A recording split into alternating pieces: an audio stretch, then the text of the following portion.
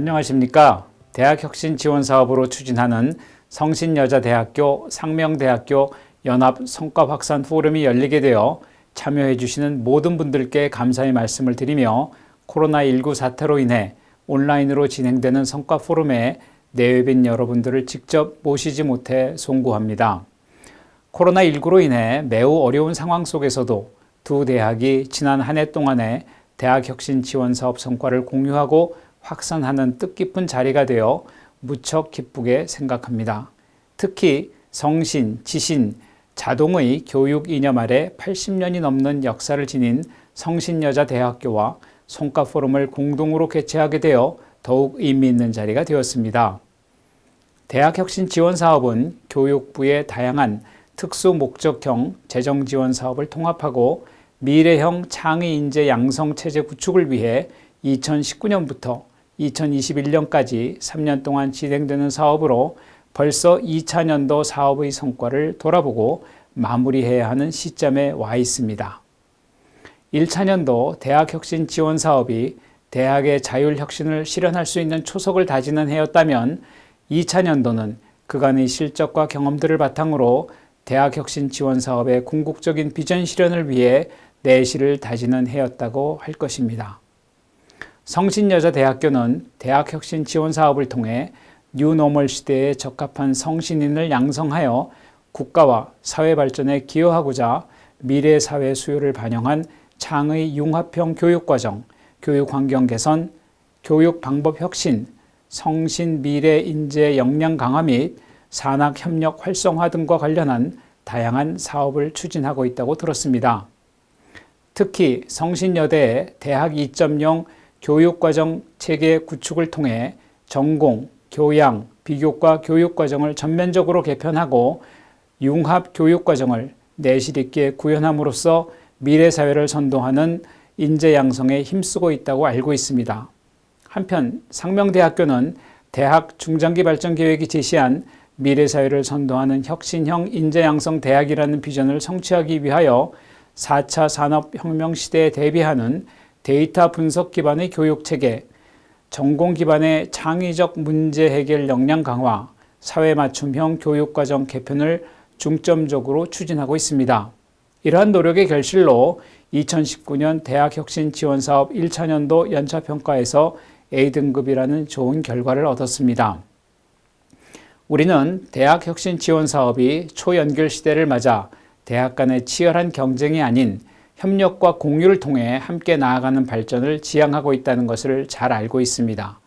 저는 오늘 이 자리와 같은 대학 간 우수 성과 확산 포럼을 통해 대학의 경쟁력을 강화하고 성공적인 대학 혁신을 이루어내는데 더욱 힘쓰겠습니다.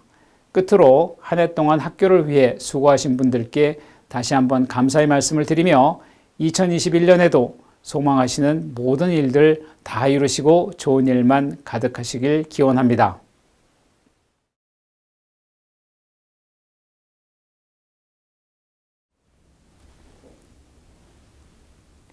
안녕하십니까. 성신여자대학교 총장 양보경입니다. 상명대학교 성신여자대학교 연합대학혁신지원사업 성과확산 포럼에 참여해 주신 모든 분들께 감사 인사를 드립니다. 대학혁신지원사업 2차년도를 마무리하며 진리, 정의, 사랑의 교육 이념으로 인재 양성과 학문 연구라는 대학의 사명 안수를 위해 80년간 매진해온 상명대학교와 함께 성과를 공유할 수 있게 되어 매우 뜻깊고 기쁘게 생각합니다. 지금 전 세계는 코로나 팬데믹이라는 예고 없이 찾아온 위기와 싸우고 있습니다. 건강과 안전이 위협받고 경제가 위축되는 상황에서 고등교육 역시 유례없는 도전과 위기를 맞고 있습니다. 비대면 원격 교육의 전면적 확산 등 전통적 대학 교육의 틀이 무너지고 경계가 희미해지면서 새로운 대학 교육 모델을 찾기 위한 다양한 노력이 요구되고 있습니다. 급변하는 미래 사회에 대응하여 지속적으로 추진한 대학교육 혁신의 성과는 대학과 미래 사회의 창조적 변화를 위한 토대가 될 것입니다. 혁신을 통해 키운 역량이 새로운 위기에 대응하는 능력의 원천이 되기 때문입니다. 성신여자대학교는 성신비전 2025를 바탕으로 대학 혁신 지원 사업을 통해 성신형 미래인재 양성에 노력해 왔습니다. 미래사회에 적합한 역량 배양을 위해 개방, 융합, 탈경계라는 키워드 아래 7개 프로그램과 25개 세부 프로그램을 구성하여 교육 내용, 교육 방법, 교육 환경, 산학협력에 이르기까지 종합적, 미래지향적 혁신을 추구하였습니다. 대학이 새로운 미래를 준비하고 앞서 나갈 수 있도록 모든 학과의 교육과정을 일신하였고 혁신적인 교육 방법을 확산하였으며 미래 교육에 적합한 교육 환경을 구축하였습니다. 미래 사회에 대응하기 위한 이러한 혁신과 준비 덕분에 코로나19의 위기 속에서도 대학에 주어진 역할을 할 수 있었다고 생각합니다. 상명대학교도 혁신을 위해 힘차게 나아가고 있음을 확인할 수 있습니다. 중장기 발전계획 상명 2027의 비전인 미래사회를 선도하는 혁신형 인재양성대학을 실현하기 위하여 10대 주요 혁신 전략과제를 선정하고 상명 고유의 창의 융복합 역량 강화를 위한 전공, 교양, 비교과 연계 통합교육과정 구축과 사회수요 기반의 강의와 맞춤형 학생 지도를 통한 데이터 분석 기반 맞춤형 교육 체계 구축을 중심으로 다양한 사업들을 추진하고 있습니다. 이러한 사업 추진이 있었기에 코로나19의 위기 속에서도 대학 교육의 사명을 실현할 수 있었다고 생각합니다. 무엇보다 혁신이 성공을 이루기 위해서는 협력과 소통에 기반해야 한다고 생각합니다. 소통과 협력, 공유의 가치를 실현하는 이 자리를 통해 양교가 대학혁신 성과를 공유하고 더 넓게 그리고 더 적극적으로 소통해 고등교육의 새로운 등불을 만들어가는 밑거름이 되기를 희망합니다. 오늘 포럼이 대학과 지역 혁신을 넘어 미래 글로벌 혁신을 주도할 인재를 양성하는 데 지혜를 얻는 소중한 자리가 되길 바라며 교육 혁신과 학교를 위해 고생하신 모든 분들께 다시 한번 진심으로 감사드립니다.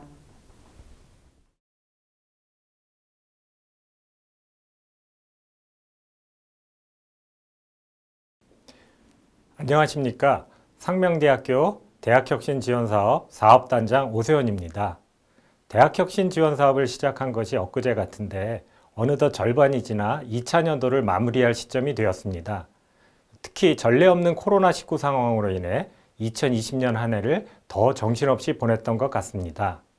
이러한 어려운 상황 속에서도 대학혁신지원사업을 위해 고생해 주신 모든 분들께 감사드리며 특히 이번 성과 포럼은 같은 수도권역 대학혁신지원사업 수행대학인 성신여자대학교와 함께 공동으로 진행하게 되어 더욱 뜻깊은 자리가 되었습니다.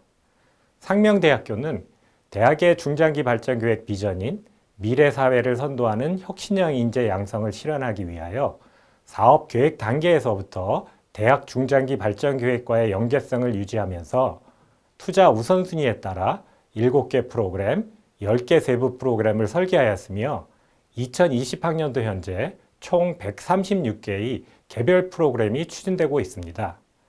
이들 개별 프로그램의 성과는 5개의 자율지표의 수치로 연계되어 이 프로그램들의 성과가 곧 대학혁신지원사업 전체 성과로 이어지도록 구조화되어 있습니다. 1차년도에는 대학 중장기 발전계획에 따른 전략과제와 실행과제를 명확하게 설정하여 창의 융복합 교육을 위한 플랫폼을 구축하고 다양한 교과목을 개발 편성하여 많은 학생들이 이수하도록 하였고 높은 만족도의 자기주도 학습 프로그램을 확산 운영하는 등 많은 노력을 통해 1차년도 연차평가에서 A등급이라는 좋은 결과를 얻었습니다. 2차년도에는 사업관리 조직의 역할과 임무를 효율적으로 수행하고 체계적인 자체평가 시스템을 갖추기 위해 기존에 수기로 진행되던 성과관리 과정을 전산화하여 사업별 정성적 전략적 성과 모니터링이 가능한 통합 성과 관리 시스템을 구축하여 운영하고 있습니다. 또한 2020학년도 주요 사업으로 코로나19로 인한 비대면 교육 수요 급증이라는 교육 환경 패러다임의 변화에 적극적으로 대응하고 이를 통해 더욱 유연하고 안정적인 교육 환경을 제공할 수 있도록 서울 및 천안 캠퍼스 전체에 소프트웨어 방식의 강의 녹화 시스템 도입을 추진하였습니다. 특히 비대면 수업 환경 구축과 관련하여 본부의 빠른 결정과 사업단의 신속한 추진 덕분에 학예방학 동안 소규모 실습실을 제외한 대부분의 강의실에 녹화 시스템을 갖추게 됨에 따라 2학기 학사 일정을 차질 없이 수행하였으며 현재도 관련 학사제도 정비 및 지속적 추가 구축을 통해 고도화가 진행되고 있어 대학 교육의 질 유지에 대학혁신 지원 사업이 큰 역할을 하고 있습니다. 위기는 곧 기회라는 말이 있듯이 현재의 위기를 통해 우리는 어쩌면 미래 교육에 더욱 빨리 다가서게 된 것인지도 모릅니다. 서로 만나지 못하는 상황에서도 이렇게 온라인으로 더 많은 정보를 주고받을 수 있게 되었습니다. 이번 대학 간 연합 성과 포럼을 통해 우리 상명대가 겪었던 고민과 이를 해결한 과정들이 주변 대학과 나아가 사회 전체에 공유되고 우리 상명대 역시 다른 대학의 우수 사례를 열린 마음으로 체득하여 시행착오를 줄여나가는 기회로 삼겠습니다. 다시 한번 어려운 상황에도 불구하고 각자의 자리에서 묵묵히 고생하고 있는 모든 관계자 여러분의 노고에 감사의 말씀을 전합니다. 2021년 신축년 새해에는 걱정과 근심을 덜고 모두가 자유롭게 마주할 수 있는 그날이 오길 기원하며 대학혁신지원사업 마지막 해인 3차년도에도 초심을 잃지 않고 대학의 혁신을 만들어 나가도록 노력하겠습니다. 감사합니다.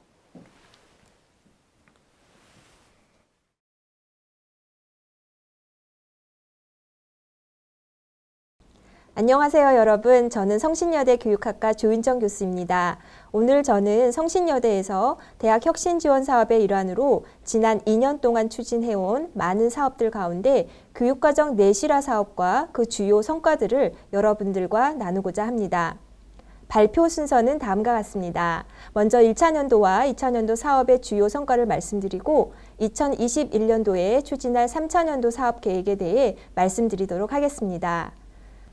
우리 대학은 4차 산업혁명 시대의 신산업에 대응하는 융합인재 양성을 목표로 다음과 같이 3단계로 교육과정 혁신 사업을 계획하고 추진해오고 있습니다.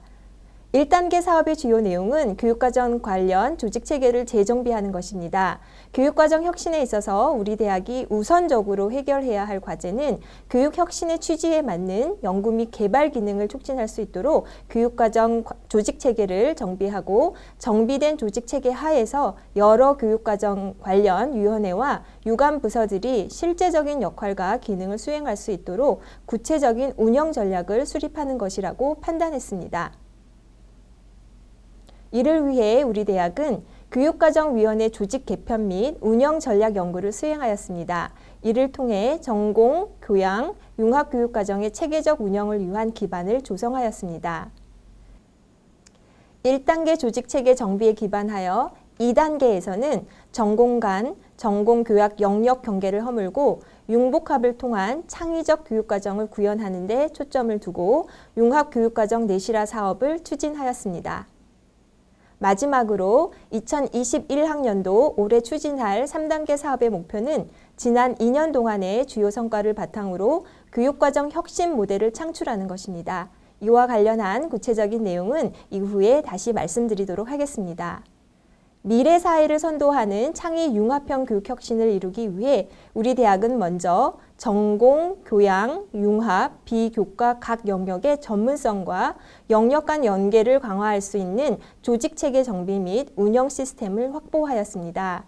이에 기초하여 전공 및 교양, 비교과 교육과정 체계의 전면적인 개편 작업이 이루어졌습니다.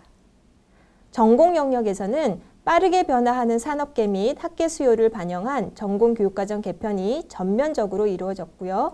교양 영역에서는 프로네시스 교양교육과정 개편이 완료되어 탈경계, 융복합 교육을 위한 기틀을 마련하였습니다.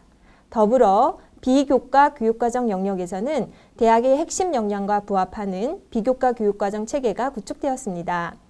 1차년도에 개편된 교육과정은 2020학년도부터 개설 운영되었고 1년간의 교육과정 운영 상황을 점검하고 개선 사항을 도출하여 2021학년도 교육과정 개편에 반영하였습니다. 전공, 교양, 융합 교육과정에 대한 요구 분석에서부터 개발, 운영, 평가, 환류까지의 일련의 과정을 체계적으로 관리하고 유기적으로 연계, 조절할 수 있는 조직체계 구축이 필요하다고 판단하여 교육과정 조직체계 개편 및 운영 전략을 도출하는 기초 연구를 수행하였습니다.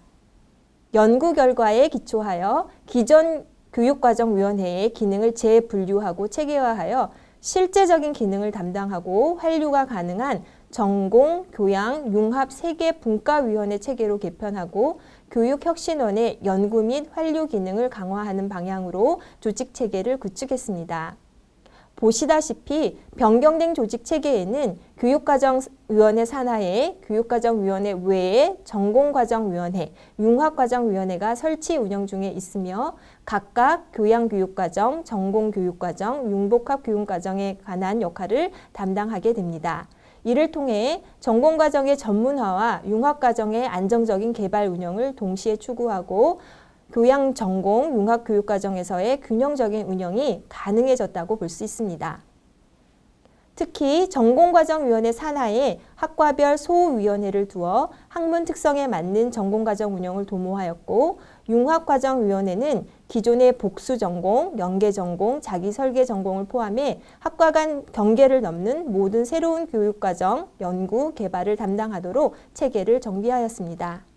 더불어 관련 부서의 행정적인 지원과 교육혁신원의 기초조사 및 연구를 통한 방향성 제시와 피드백 제공, 교수학습지원센터의 실행 지원이 융합적으로 어우러져 조직체계가 마련되었다고 볼 수 있습니다. 교육과정 혁신을 위해 조직체계 개편의 주요 성과를 크게 3가지 측면에서 살펴볼 수 있습니다. 첫째, 전공교양 융합교육과정위원회의 독립적인 구성을 통해 역할 분담 및 전문성이 강화되었습니다. 이를 통해 각 위원회의 실제적인 기능이 활성화되고 주관 부서 간 상호 독립성 역할이 명확해졌습니다. 둘째, 유관 부서 및 교육과정위원회 간의 유기적 협업과 이를 통한 시너지 창출이 가능해졌습니다. 교양, 전공, 비교과 교육과정을 긴밀하고도 유기적으로 연계하기 위해서는 각각의 교육과정을 주관하는 관련 위원회 간의 협력과 공유가 매우 중요합니다. 교육과정 조직체계 개편을 통해 교육과정위원회가 중심이 되어 각 유관위원회의 컨트롤타워 역할을 수행하고 교육과정 심의사항을 조정, 통합하는 기능을 수행할 수 있도록 조직체계가 구축되었습니다. 마지막으로 교육혁신원의 주관으로 교육과정 개편에 관한 구성원의 의견 수렴과 기초연구를 실시하는 등 교육혁신원의 연구 및 환류 기능이 강화되었습니다. 또한 교육혁신원 산하에 비교과 통합관리팀을 두어 비교과 교육과정 관리를 일원화하고 기초연구 수행 및 관리 운영체계를 마련하였습니다. 교육과정 조직체계 개편에 이어 전공, 교양, 비교과 교육과정의 전면적인 개편 작업이 이루어졌는데요. 사회 수요 대응력을 강화하고 학생의 진로 역량을 강화하기 위하여 전공 교육과정 개편을 전면 실시하였습니다. 특히 진로 트랙별 교육과정을 개발 운영함으로써 진로 역량을 강화하기 위한 노력에 힘을 쏟았습니다. 미래 사회를 선도하는 창의적이고 선진화된 전공교육과정 개편을 위해 우리 대학은 몇 가지 기초 연구를 수행하였는데요. 먼저 교육혁신원 주관으로 수행한 전공교육과정 현황 분석 및 발전 방안 연구 결과를 바탕으로 전공교육과정 발전 방향 및 새로운 교육방법 혁신안을 마련하였습니다. 각 학과 단위에서는 전공교육과정 현안 및 장단점을 분석하고 전공교육과정의 개선 방안을 마련하기 위해 전공교육과정 개편을 위한 기초 연구를 수행하였습니다. 이에 기초하여 우리 대학은 사회 수요 및 전공 특성을 반영한 50개 학과의 전공교육과정을 전면적으로 개편하고 2020학년도에 반영하여 운영하고 있습니다. 전공교육과정 개편의 주요 특징은 진로 트랙 기반 전공교육과정을 편성한 것입니다. 각 학과에서 전공 관련 주요 트랙을 3개에서 5개 범위로 설정하고 설정된 진로 트랙별로 전공 능력을 도출하였습니다. 진로 트랙과 전공 역량을 전공 교육과정 편성에 연결함으로써 관련 교과목을 연구 개발하였고 2020학년도 2학기부터 학과 트랙별 전공 교육과정을 편성 운영해오고 있습니다. 전공별 특성에 맞는 진로 트랙을 구성함으로써 학생 역량 중심 진로 기반 교육과정이 구축되었고 수요자 중심의 미래지향적 전공교육과정을 마련하여서 교육 혁신의 기초가 이루어졌다고 볼 수 있습니다. 교육과정 혁신을 위한 노력은 교양교육과정 개편에서도 찾아볼 수 있습니다. 교양교육은 기초교양 역할 및 교양교육의 학술성을 강화하고자 프로네시스 교양교육과정 구현을 목표로 하였습니다. 참고로 프로네시스는 실천적 지혜를 의미합니다. 새 교양과정 이수체계 마련을 위해서 기초 연구를 진행하였는데요. 그 결과 다음 사항들의 중점을 두고 교양교육과정을 개편하였습니다. 4차 산업혁명 시대에 맞는 전공 기초 능력 강화 및 IT 리터러시를 강화를 위한 소프트웨어 문해 영역을 강화하였고 경험적, 수리적, 추리 영역을 신설하여 2020학년도 1학기부터 3개 교과목을 개설하였습니다.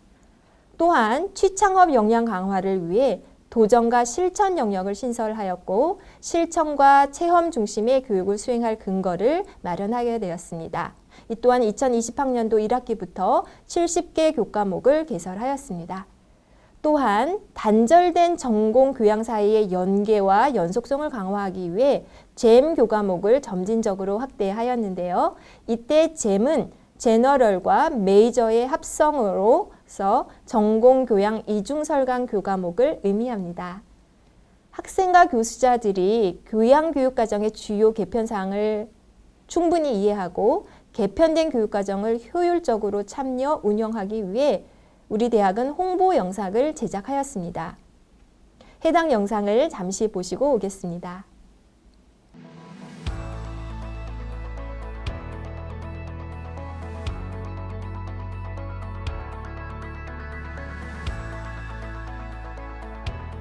대학의 교양교육은 이른바 백화점에서 하는 일반인을 위한 교양 프로그램이 아닙니다. 대학의 교양교육은 엘리트 지식인을 양성하기 위한 교육입니다. 엘리트 지식인은 자기 분야의 지식에만 정통해서는 안 됩니다.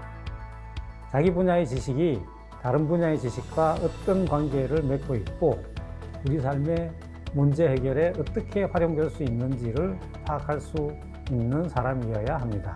이 시대의 인간은 자기가 지닌 막강한 힘이 어떤 메커니즘을 통해서 작동하고 있는지 정확하게 파악하지 못한 채로 서로 휘둘리고 있습니다.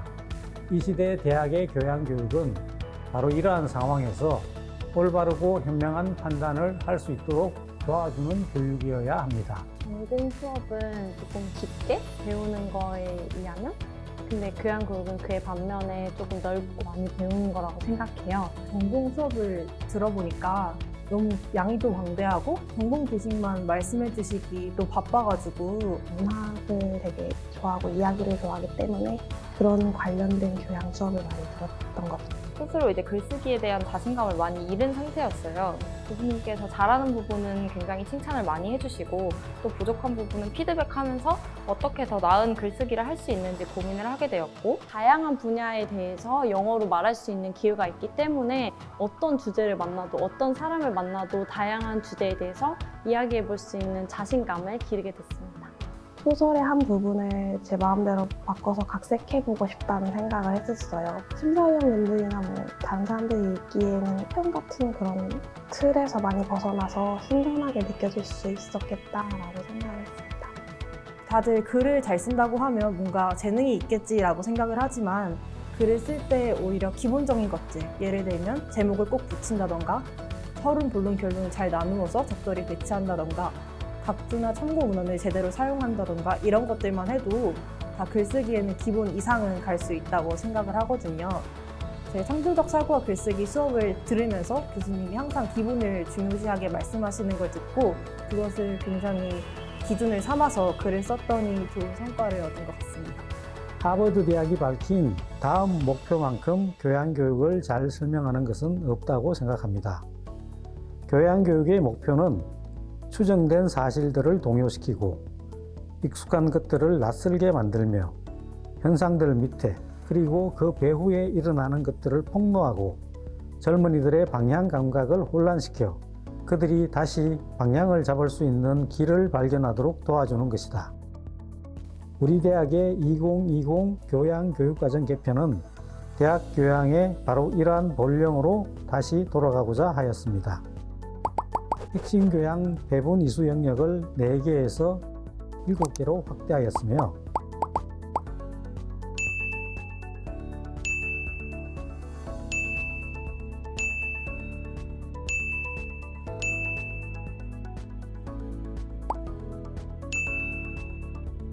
기초과학 교육을 강화하고자 하였으며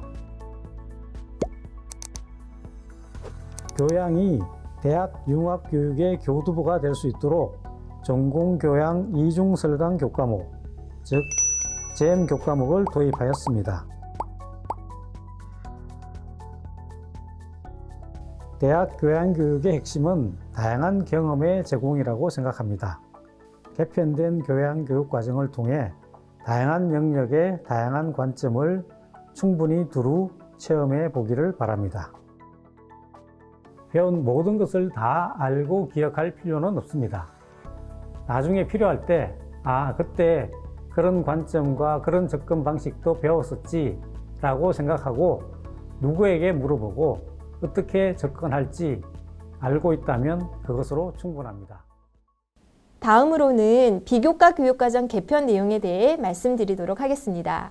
우리 대학 재학생이 성신 6대 핵심 역량을 고르게 함양할 수 있도록 비교과 교육과정의 내용과 방법 체계를 구체화하는 기초 연구를 수행하였습니다. 그 결과 비교과 교육과정의 4단계, 즉 1단계는 역량 인지 단계, 2단계는 역량 발달 단계, 3단계는 역량 심화 단계, 그리고 마지막으로 4단계 역량 발현 단계로 이루어지는데요. 이러한 4단계를 도출하였습니다. 역량 개발 4단계와 6대 핵심 역량을 기준으로 기존 비교과 교육과정을 재분류하고 부족한 비교과 교육과정을 파악하여 신규 교육과정을 개설 운영하고 있습니다. 신규 비교과 프로그램의 예로는 유튜버 크리에이터 스쿨과 누구나 따라할 수 있는 사물 인터넷 프로그램이 있습니다. 우리 대학은 학생들의 참여를 증진시키기 위해 비교과 프로그램의 인증 보상 체계를 활용하여 비교과 교육과정을 운영하고 있습니다. 비교과 프로그램의 운영 시간과 난이도를 고려해서 S+ 마일리지를 부여하고 있습니다. 비교과 프로그램의 난이도는 학생 참여 수준 및 노력 정도를 의미하며 상, 중, 하의 3단계로 구분되어 운영하고 있습니다. 또한 교육혁신원 비교과 통합관리팀을 중심으로 비교과 프로그램의 질관리 시스템을 구축하고 비교과 인증 및 수요자 중심 비교과 프로그램을 개발 운영하고 있습니다. 교육과정 혁신을 위한 2단계 사업에 대해서 말씀드리겠습니다. 사회변화 대응력을 갖추고 학습자 중심의 미래 교육을 선도하기 위해서 2단계 교육과정 혁신 사업은 융합교육과정 내실화에 중점을 두었습니다. 우리 대학은 교육과정 혁신을 위한 2단계 사업에 대해서 말씀드리겠습니다. 사회변화 대응력을 갖추고 학습자 중심의 미래 교육을 선도하기 위해 2단계 교육과정 혁신 사업은 융합교육과정 내실화에 중점을 두었습니다. 우리 대학은 융합교육과정의 기초를 마련하고 수요자 중심의 미래지향적 전공교육과정을 구축하기 위해 진로 트랙 기반 전공교육과정을 편성하였습니다. 이를 위해 산업계 및 학계의 인적 자연 수요 및 동향을 반영하여 학과별 진로 트랙을 설정하고 진로 트랙별 전공 능력을 도출하였습니다. 참고로 전공 능력은 학과의 관련 분야에서 요구되는 직무, 과업, 역할을 수행하는 데 필요한 지식, 기술, 태도를 포함하는 복합적, 종합적 능력을 의미합니다. 이러한 전공 역량을 함양하는 데 도움이 되는 교과목을 연구 개발하여 2020학년도 2학기부터 학과 전공 트랙별 전공교육과정을 편성 운영해 오고 있습니다.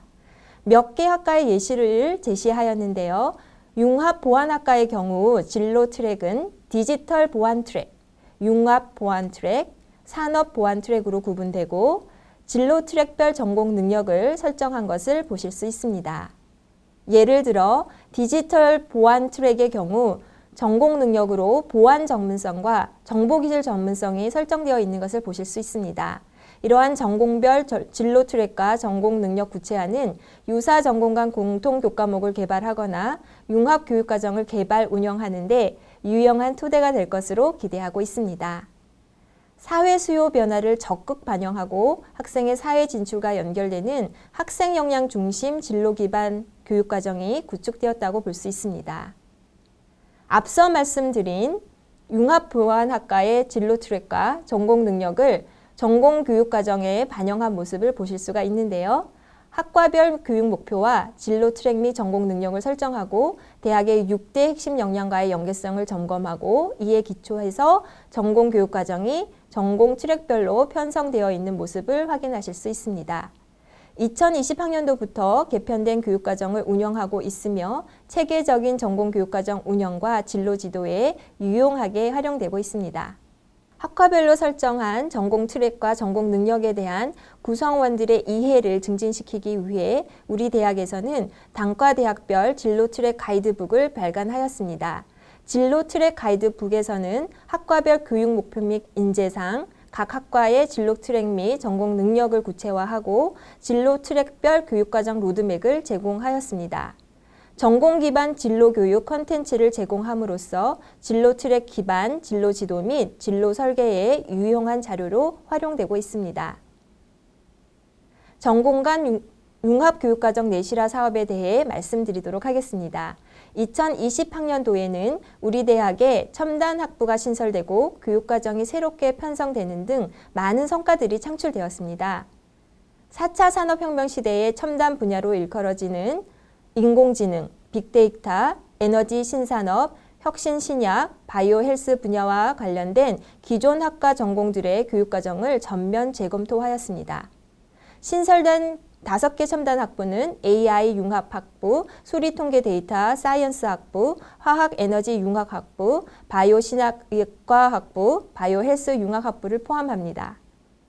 각 학과 주도로 사회 수요 및 전공 역량 강화를 위한 교육과정 개편 작업을 시행하였고 전공 교육과정 개편 컨설팅 그룹을 구성하여 학과의 교육과정 개편안을 검토하고 개선 방안을 제안하여 전공 간 융합교육과정을 구축하였습니다. 또한 수요자 중심의 융합교육과정을 구축하기 위해 교내 학생들을 대상으로 융합형 전공교육과정 개발 공모전을 실시하였습니다. 참여한 학생들은 신규 교과목을 제시하고 기존 교과목과 연계하여 교육과정을 직접 설계하고 융합형 전공교육과정을 도출하였습니다. 공모전에서 수상한 학생들이 제시한 융합교과목은 인터넷 마케팅과 미래창업과 창의성 교과목입니다. 융합교육과정 내실화는 전공 간 융합교육과정 개발 운영뿐만 아니라 교과와 비교과 융합을 포함합니다. 비교과 교육과정은 경험 중심의 다양한 활동을 통해 정규 교육과정을 보완할 수 있습니다. 따라서 정규 교육과정에서 이루어지기 어려운 다양한 프로그램이나 활동에 참여할 기회를 제공함으로써 학과별 전공 교과의 부족한 부분을 보완할 수 있고 나아가서 정규 교육과정에서 습득한 지식을 실제 적용할 수 있는 기회를 제공할 수 있습니다. 우리 대학은 교과와 비교과 간 융합 프로그램을 활성화하기 위해 전공 특화형 비교과 프로그램을 개발 운영하였습니다. 예를 들어 서비스 디자인 공학과에서는 3D 프린터 메이커스 비교과 프로그램을 개발 운영하였으며 이는 전공 교과인 3D 모델링 시뮬레이션 강좌에 기반하여 개발된 프로그램입니다. 융합보안공학과, 청정융합에너지공학과, 바이오식품공학과에서도 이와 같은 교과, 비교과 융합 프로그램을 개발 운영한 것을 보실 수 있습니다. 또한 단과대학 차원에서도 계열별 특성에 기반한 비교과 교육과정을 추천하면 교육혁신원 산하 비교과 관리 통합팀에서 해당 프로그램을 운영하였습니다. 예를 들어 예술계열 단과대학에서는 창의적 인문들과의 만남이라는 프로그램을 개발 운영함으로써 전공 교육과정에서 여러 가지 시간 및 자원의 제약으로 다루지 못했던 다양한 학생 활동 및 경험을 비교과 프로그램과의 융합을 통해 제공할 수 있게 되었습니다. 뷰티생활산업국제대학에서는 산업체 인사 초청 특강과 멘토링 프로그램을 개발 운영하였고 다양한 산업체 리더로 활동하는 선배와의 멘토링을 통해 진로 및 취업 준비에 필요한 실질적인 정보를 습득할 수 있도록 지원하였습니다. 정규 교육과정과 비교과 교육과정의 융합을 통한 시너지 창출이 가능하게 되었습니다. 이번에는 간호대학의 예를 보시겠습니다. 간호대학 학생들의 졸업 이후 임상 배치 시 의사소통 능력을 함양하기 위해 간호 임상 실무 영어 프로그램을 개발 운영하였습니다. 마지막 예로는 사범대학 학생들을 대상으로 한 예비 교원을 위한 IoT 빅데이터 기술을 활용하는 학습 환경 탐구라는 프로그램이 있습니다. 예비 교원들의 코딩 능력 및 데이터 역량 함량에 도움을 줌으로써 교과와 비교과의 융합이 조화롭게 이루어진 성공적인 예라고 볼 수 있습니다. 지금까지 교육혁신지원 사업의 일환으로 지난 2년 동안 추진한 교육과정 내실화 사업의 주요 성과들을 살펴보았습니다. 3차년도 사업의 목표와 계획에 대해 말씀드리고 발표를 마무리하도록 하겠습니다. 1단계 교육체제 개편과 2단계 융합교육과정 내실화 목표를 성공적으로 달성한 성과에 기초해서 3단계에서는 교육혁신 모델을 창출하는 것을 목표로 하고 있습니다. 3단계 교육과정 혁신 모델 창출을 위해 2021학년도에 추진할 사업 내용은 다음과 같습니다. 첫째, 전공교육과정 평가 및 개선 방안을 도출하는 연구를 수행하고, 둘째, 전공교육과정 선진화 모델을 개발, 셋째, 융합교육과정 개발 및 운영을 확산하는 것입니다. 마지막으로는 첨단학부 교원 충원을 통해 융합교육과정을 확대하고자 합니다. 1차년도와 2차년도에는 목표값 대비 초과 달성을 하는 등 큰 성과를 거두었습니다. 3차년도에는 목표값 이상으로 많은 성과를 이루기 위해 앞으로도 열심히 노력하겠습니다. 지금까지 경청해 주셔서 감사합니다.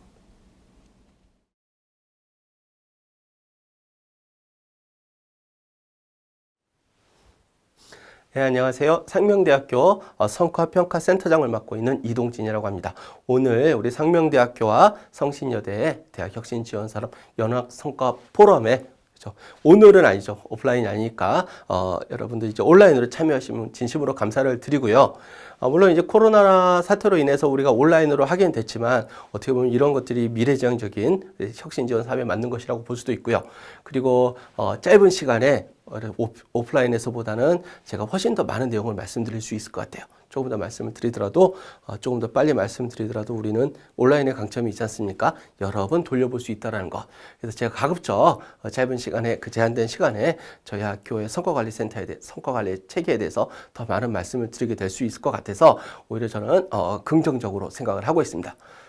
제가 오늘 말씀드릴 것은 우리 학교 상명대학교의 그 대학혁신지원사업 성과 관리가 어떻게 이루어지고 있는지에 대해서 그 내용들을 우리 성신여대 및 그다음에 이 우리 연합성과포럼에 참여하신 분들과 같이 공유를 할까 합니다. 자, 우선은 저희 학교의 그 혁신지원사업 시스템을 이제 먼저 말씀을 드릴게요. 저희들은 이제 대학혁신위원회가 있습니다. 대학혁신위원회의 위원장은 총장님을 맡고 계시고요. 그래서 어떻게 보면 우리가 이제 중장기 발전 계획에서 가장 핵심적인 내용들을 우리 대학혁신 지원 사업들이 담당을 하고 있기 때문에 그만큼 여기에 무게를 두고 있고요. 그래서 저희들은 이제 총장님이 직접 위원장이 되셔가지고 모든 혁신 지원 사업을 실제로 총괄하고 계신다. 이렇게 볼 수 있을 것 같습니다. 혁신위원회 밑에 지금 보시면 3개가 있죠. 가운데가 혁신사업운영위원회가 있고요. 실제로 여기가 어떻게 보면 주기적으로 그 혁신지원 사업을 관리하고 고민하고 실제로 모든 것들을 담당하고 있는 그런 위원회라고 볼 수 있고요. 왼쪽 오른쪽에 각각 자체평가위원회와 성과관리위원회라는 것이 있죠. 자체평가위원회는 약간 제3자적 시각에서 우리 혁신 사업이 우리 중장기 발전 계획에 맞추어서 제대로 진행되고 있는지를 바라보는 게 자체평가위원회의 역할이라고 볼 수 있고요. 그 다음에 성과관리위원회는 혁신 사업만이 아니라 우리 대학의 중장기 발전 계획상 모든 사업의 성과를 관리하고 있는 것입니다. 그런데 혁신지원 사업이 중장기 발전 계획에서 가장 핵심적인 부분들을 많이 수행하고 있기 때문에 성과관리위원회도 저희 사업들이 계속적으로 성과관리위원회 보고가 되고 성과관리위원회가 이런 것들을 실제적으로 지속적으로 평가를 하고, 그죠? 그래서 환류 체계를 진행하고 있다. 이렇게 보시면 될 것 같습니다. 그래서 혁신사업운영위원회 밑에 대학혁신추진단이라는 어떻게 보면 이제 그 실무 추진단이 있는 거죠. 대학혁신추진단 밑에 그 집행, 그 실무를 담당하는 추진팀과 그 다음에 성과 관리를 담당하는 대학혁신 성과평가센터, 이렇게 두 개의 파트가 있어요. 대학혁신 성과평가센터 옆에 보면은 전략평가팀이라고 되어 있죠. 이 전략평가팀은 중장기 발전 계획의 성과 관리를 하는 곳이에요. 그래서 이 두 부서는 뗄래야 뗄 수 없는 그런 관계가 될 수 있고요. 이 두 부서가 같이 어우러져서 우리 대학, 상명대학의 성과 관리의 실무를 담당하고 있다. 이렇게 보실 수 있을 것 같아요. 그래서 이렇게 그 부서가 성과관리 시스템, 제가 빨간색으로 표시를 했습니다. 그 실무 담당 부서라고 볼 수 있어요. 그리고 그 밑에 보시면은 혁신원과 분과위원회라는 곳이 있다고 되어 있죠. 그래서 실제 사업을 집행하는 곳이 있어야 되잖아요. 그래서 저희들은 사업을 집행하는 곳으로 교육혁신원, 그리고 연구산학혁신원, 경영혁신원, 세 개의 혁신원이 있어요. 그래서 세 개의 혁신원에서 실제 사업을 기획하고 그리고 실제 사업을 집행을 하고 있고요. 그 다음에 분과위원회는 또 그런 사업들을 관리를 하고 있는 것들이 각각 있습니다. 분과위원회는 여러 가지가 있어요. 저희들이 전공과정, 교양과정, 비교과과정 포함해서 여러 가지 분과위원회들이 실제로 사업이 되고 있는지를 혁신원 단위 내에서도 관리를 하고 있다라고 이렇게 구성이 되어 있습니다. 그래서 저희도 조직의 구성이나 역할이 어떻게 되는지 간단하게 말씀드리면 아까 말씀드린 것처럼 총장 직속에서 대학혁신위원회가 이제 사업을 운영을 하고 있는 거죠. 그래서 총장 직속 컨트롤 타워가 있다고 볼 수 있고요. 그리고 그 밑에 혁신추진단, 혁신원, 그 다음에 아까는 보이지 않았지만 소셜 임팩트 센터까지 있어요. 이런 것들이 있어가지고요. 중장기 발전 계획하고 대학혁신지원사업의 추진력을 저희들이 굉장히 강하게 만들고 있다고 볼 수 있고요. 성과관리는 아까처럼 그 실무를 담당하는 곳은 대학혁신 성과평가센터입니다. 여기를 저희들이 아까 말씀드린 것처럼 제가 말씀을 안 드렸나요? 2019년에 저희들이 상명 2027이라는 중장기 발전 계획을 새로 개선을 했어요. 그렇게 하면서 과거보다 성과 관리와 환류를 더 잘해야겠다라는 평가를 저희들이 내려가지고요. 예전에는 없던, 실제로는 예전에는 교육혁신평가센터만 있었는데요. 평가팀이었나요? 그거를 대학혁신평가센터로 확대, 개편을 해가지고요. 실제로 성과관리를 종합적으로 관리하고 그리고 환류가 더 제대로 할 수 있도록 그렇게 실제로는 개편이 되어서 지금은 혁신사업을 운영하고 있습니다. 자, 저희들이 혁신사업에서 제일 중요한 거는요, 요 유기적 연계예요. 여기서 보시면은 추진단과 영역별 혁신원 이렇게 돼 있죠. 추진단이 이제 총괄을 하는 것이고요. 혁신 지원 사업을요. 그리고 그 산하는 아닙니다. 산하는 아니고 교육혁신원, 그리고 경영혁신원, 연구산학혁신원이 각각 있어요. 이 혁신원이 중장기 그 실제 사업을 집행하는 곳이죠. 그리고 그 안에 추진팀이 있고요. 추진팀이 이제 그 실무 총괄 부서가 되는 거고요. 그래서 요 혁신 추진단과 요 혁신원 간의 유기적 관계, 그러니까 실제로는 거의 한 몸처럼 움직이고 있어요. 여기 한 몸처럼 움직이면서 요거를 통해서 우리가 실제로 혁신 사업을 굉장히 추진력 있게 진행을 하고 있습니다. 그리고 만약에 저희들이 엄청나게 많은 사업들이 있잖아요. 엄청나게 많은 사업들이 있으면은 요 사업들이 실제로 계속적인 관리가 돼야 되는데요. 요 관리도 혁신원 내에서도 아까처럼 그 자체적인 관리 시스템을 가지고 있어요. 그 추진팀이 있고요. 아까 각각 위원회가 있다고 그랬잖아요. 거기서 관리 시스템이 있고요. 그 다음에 아까처럼 혁신 추진단에는 성과관리센터가 있죠. 성과평가센터. 여기서 종합적인 평가를 하는 거죠. 그래서 요 일종의 투트랙이라고 볼 수 있는데요. 요게 투트랙으로 실제로는 성과 관리가 진행되고 있다. 이렇게 볼 수 있습니다. 자, 그러면 성과 관리 추진 체계가 어떻게 되는지 성과 관리 프로세스를 간단하게 말씀을 드릴게요. 저희 학교의 상명대학교의 사업 관리 시스템은 다음과 같습니다. 일단 순서는요. 계획 수립, 예산 편성, 그리고 사업 관리, 그리고 이거를 성과 관리를 통해서 환류, 이렇게 4가지 단계로 구성이 되어 있다고 볼 수 있는데요. 계획 수립은 이제 계획을 수립하는 단계죠. 저희들이 제일 중요하게 보기에는 일단 중장기 발전 계획, 중장기 발전 계획 전략 과제에 부합하는지, 그리고 타 사업과의 연계성이나 중복성이 없는지, 그리고 이런 것들을 평가하고요. 그 다음에 이런 것들과 관련 지어서 실제로 저희들은 이제 지표가 있습니다. 지표는 2가지로 나뉘는데요. 하나는 자율성과 지표라는 것이고, 하나는 그 세부 프로그램별 KPI라는 게 있어요. 그래서 자율성과 지표와 KPI와 어떻게 연관이 되는지 이런 것들에 근거를 해서 계획을 수립하게 되고요. 그럼 이 계획이 수립되면은 전략과제 예산을 편성하고 요거를 관리하는 단계가 있게 되는 거죠. 그리고 이제 예산이 편성되고 이제 사업이 시행되게 되면은 사업 관리가 있어야 되죠. 아까처럼 사업 관리는 이거는 성과 관리하고 사업 관리는 거의 비슷하다고 볼 수 있죠. 그래서 2트랙으로 사업 관리가 되고 있습니다. 그래서 그 사업의 내용들을 우리가 일정을 원래 짜놨는데 일정 대비 사업이 제대로 진행되고 있는지, 그리고 예산은 제대로 수행되고 있는지, 그리고 이것들이 실제 당초 목표했던 그런 의도와 맞추어서 이루어지고 있는지, 그렇죠? 그리고 어떠한 주로 뭐 애로사항이나 이슈가 있는지 없는지들을 관리를 하게 되고요. 최종적으로 이런 것들이 성과 관리 단계에서는 우리 자율성과 지표에 기여를 하였는지, 그 목표에 도달했는지, 그리고 KPI의 달성도에도 기여를 했는지, 이런 것들을 판단을 해서 그 성과 결과를 공유하고, 그리고 그것들이 전체적으로 저희들이 중장기 발전 계획, 혁신 사업에 맞추어서 진행되었는지를 평가한 다음에 이 평가 내용들이 결국은 환류 시스템을 통해 가지고 다시 계획 수립 단계로 가게 되는 그런 과정을 거치고 있다고 볼 수가 있습니다. 자, 성과 관리 시스템에 대해서 이제부터 좀 더 자세히 말씀을 드릴게요. 자, 여기는 이제 저희들이 이제 성과 지표를 어떻게 만드는가 이렇게 설명을 드린 건데요. 이제 저희들이 이제 과거 데이터를 가지고 그 다음에 여러 가지 여건들을 고려해서 저희들이 성과를 만들었어요. 지표들을 만들었어요. 저희들이 지표는 일단 대학 차원에서 중장기 발전 계획 차원에서는 총 7개의 지표가 있습니다. 여기 우리 왼쪽 여러분들 보시면서 왼쪽 그림에 보시면 7개의 지표가 나와 있죠. 일단 각 4가지 영역이 있고요. 교육 영역, 경영 영역, 그다음에 연구 산학 영역, 소셜 임팩트 영역 각각 있고요. 그래서 각 영역별로 이제 저희들의 핵심 지표들이 있어요. 핵심 지표들은 총 7개인데요. 대학 혁신 지원 사업은 그중에서 5개를 관리하고 있습니다. 교육의 3개, 경영과 연구 산학의 각각 하나씩. 그래서 요 5대 지표를 저희들이 대학 혁신 지원 사업의 자율 성과 지표로 하고요. 요 성과 지표는 영역상으로 보면 어디에 해당되냐면요. 저희들이 그 중장기 발전 계획은 이렇게 그 구조가 있죠.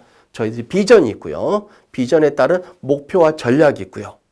그거에 맞추어서 전략 과제를 만들고 전략 과제 밑에 실행 계획, 실행 과제, 그리고 실행 과제 밑에 세부 프로그램, 이런 식으로 저희들이 구조를 만들어 놨고요. 그 중에서 자율성과 지표는 전략 과제 단계에 들어가게 되고요. KPI는 세부 프로그램 단계에 들어가게 됩니다. 그래서 각 부서들은 세부 프로그램의 목표에 맞추어서 결국은 KPI 목표에 맞추어서 사업을 진행하면 되는 거고요. 그 사업들이 전략 과제에 부합하게 되어 있느냐, 성과 지표에 부합하게 되어 있느냐는 이제 성과평가센터에서 관리를 하게 된다. 이렇게 구성이 되어 있습니다.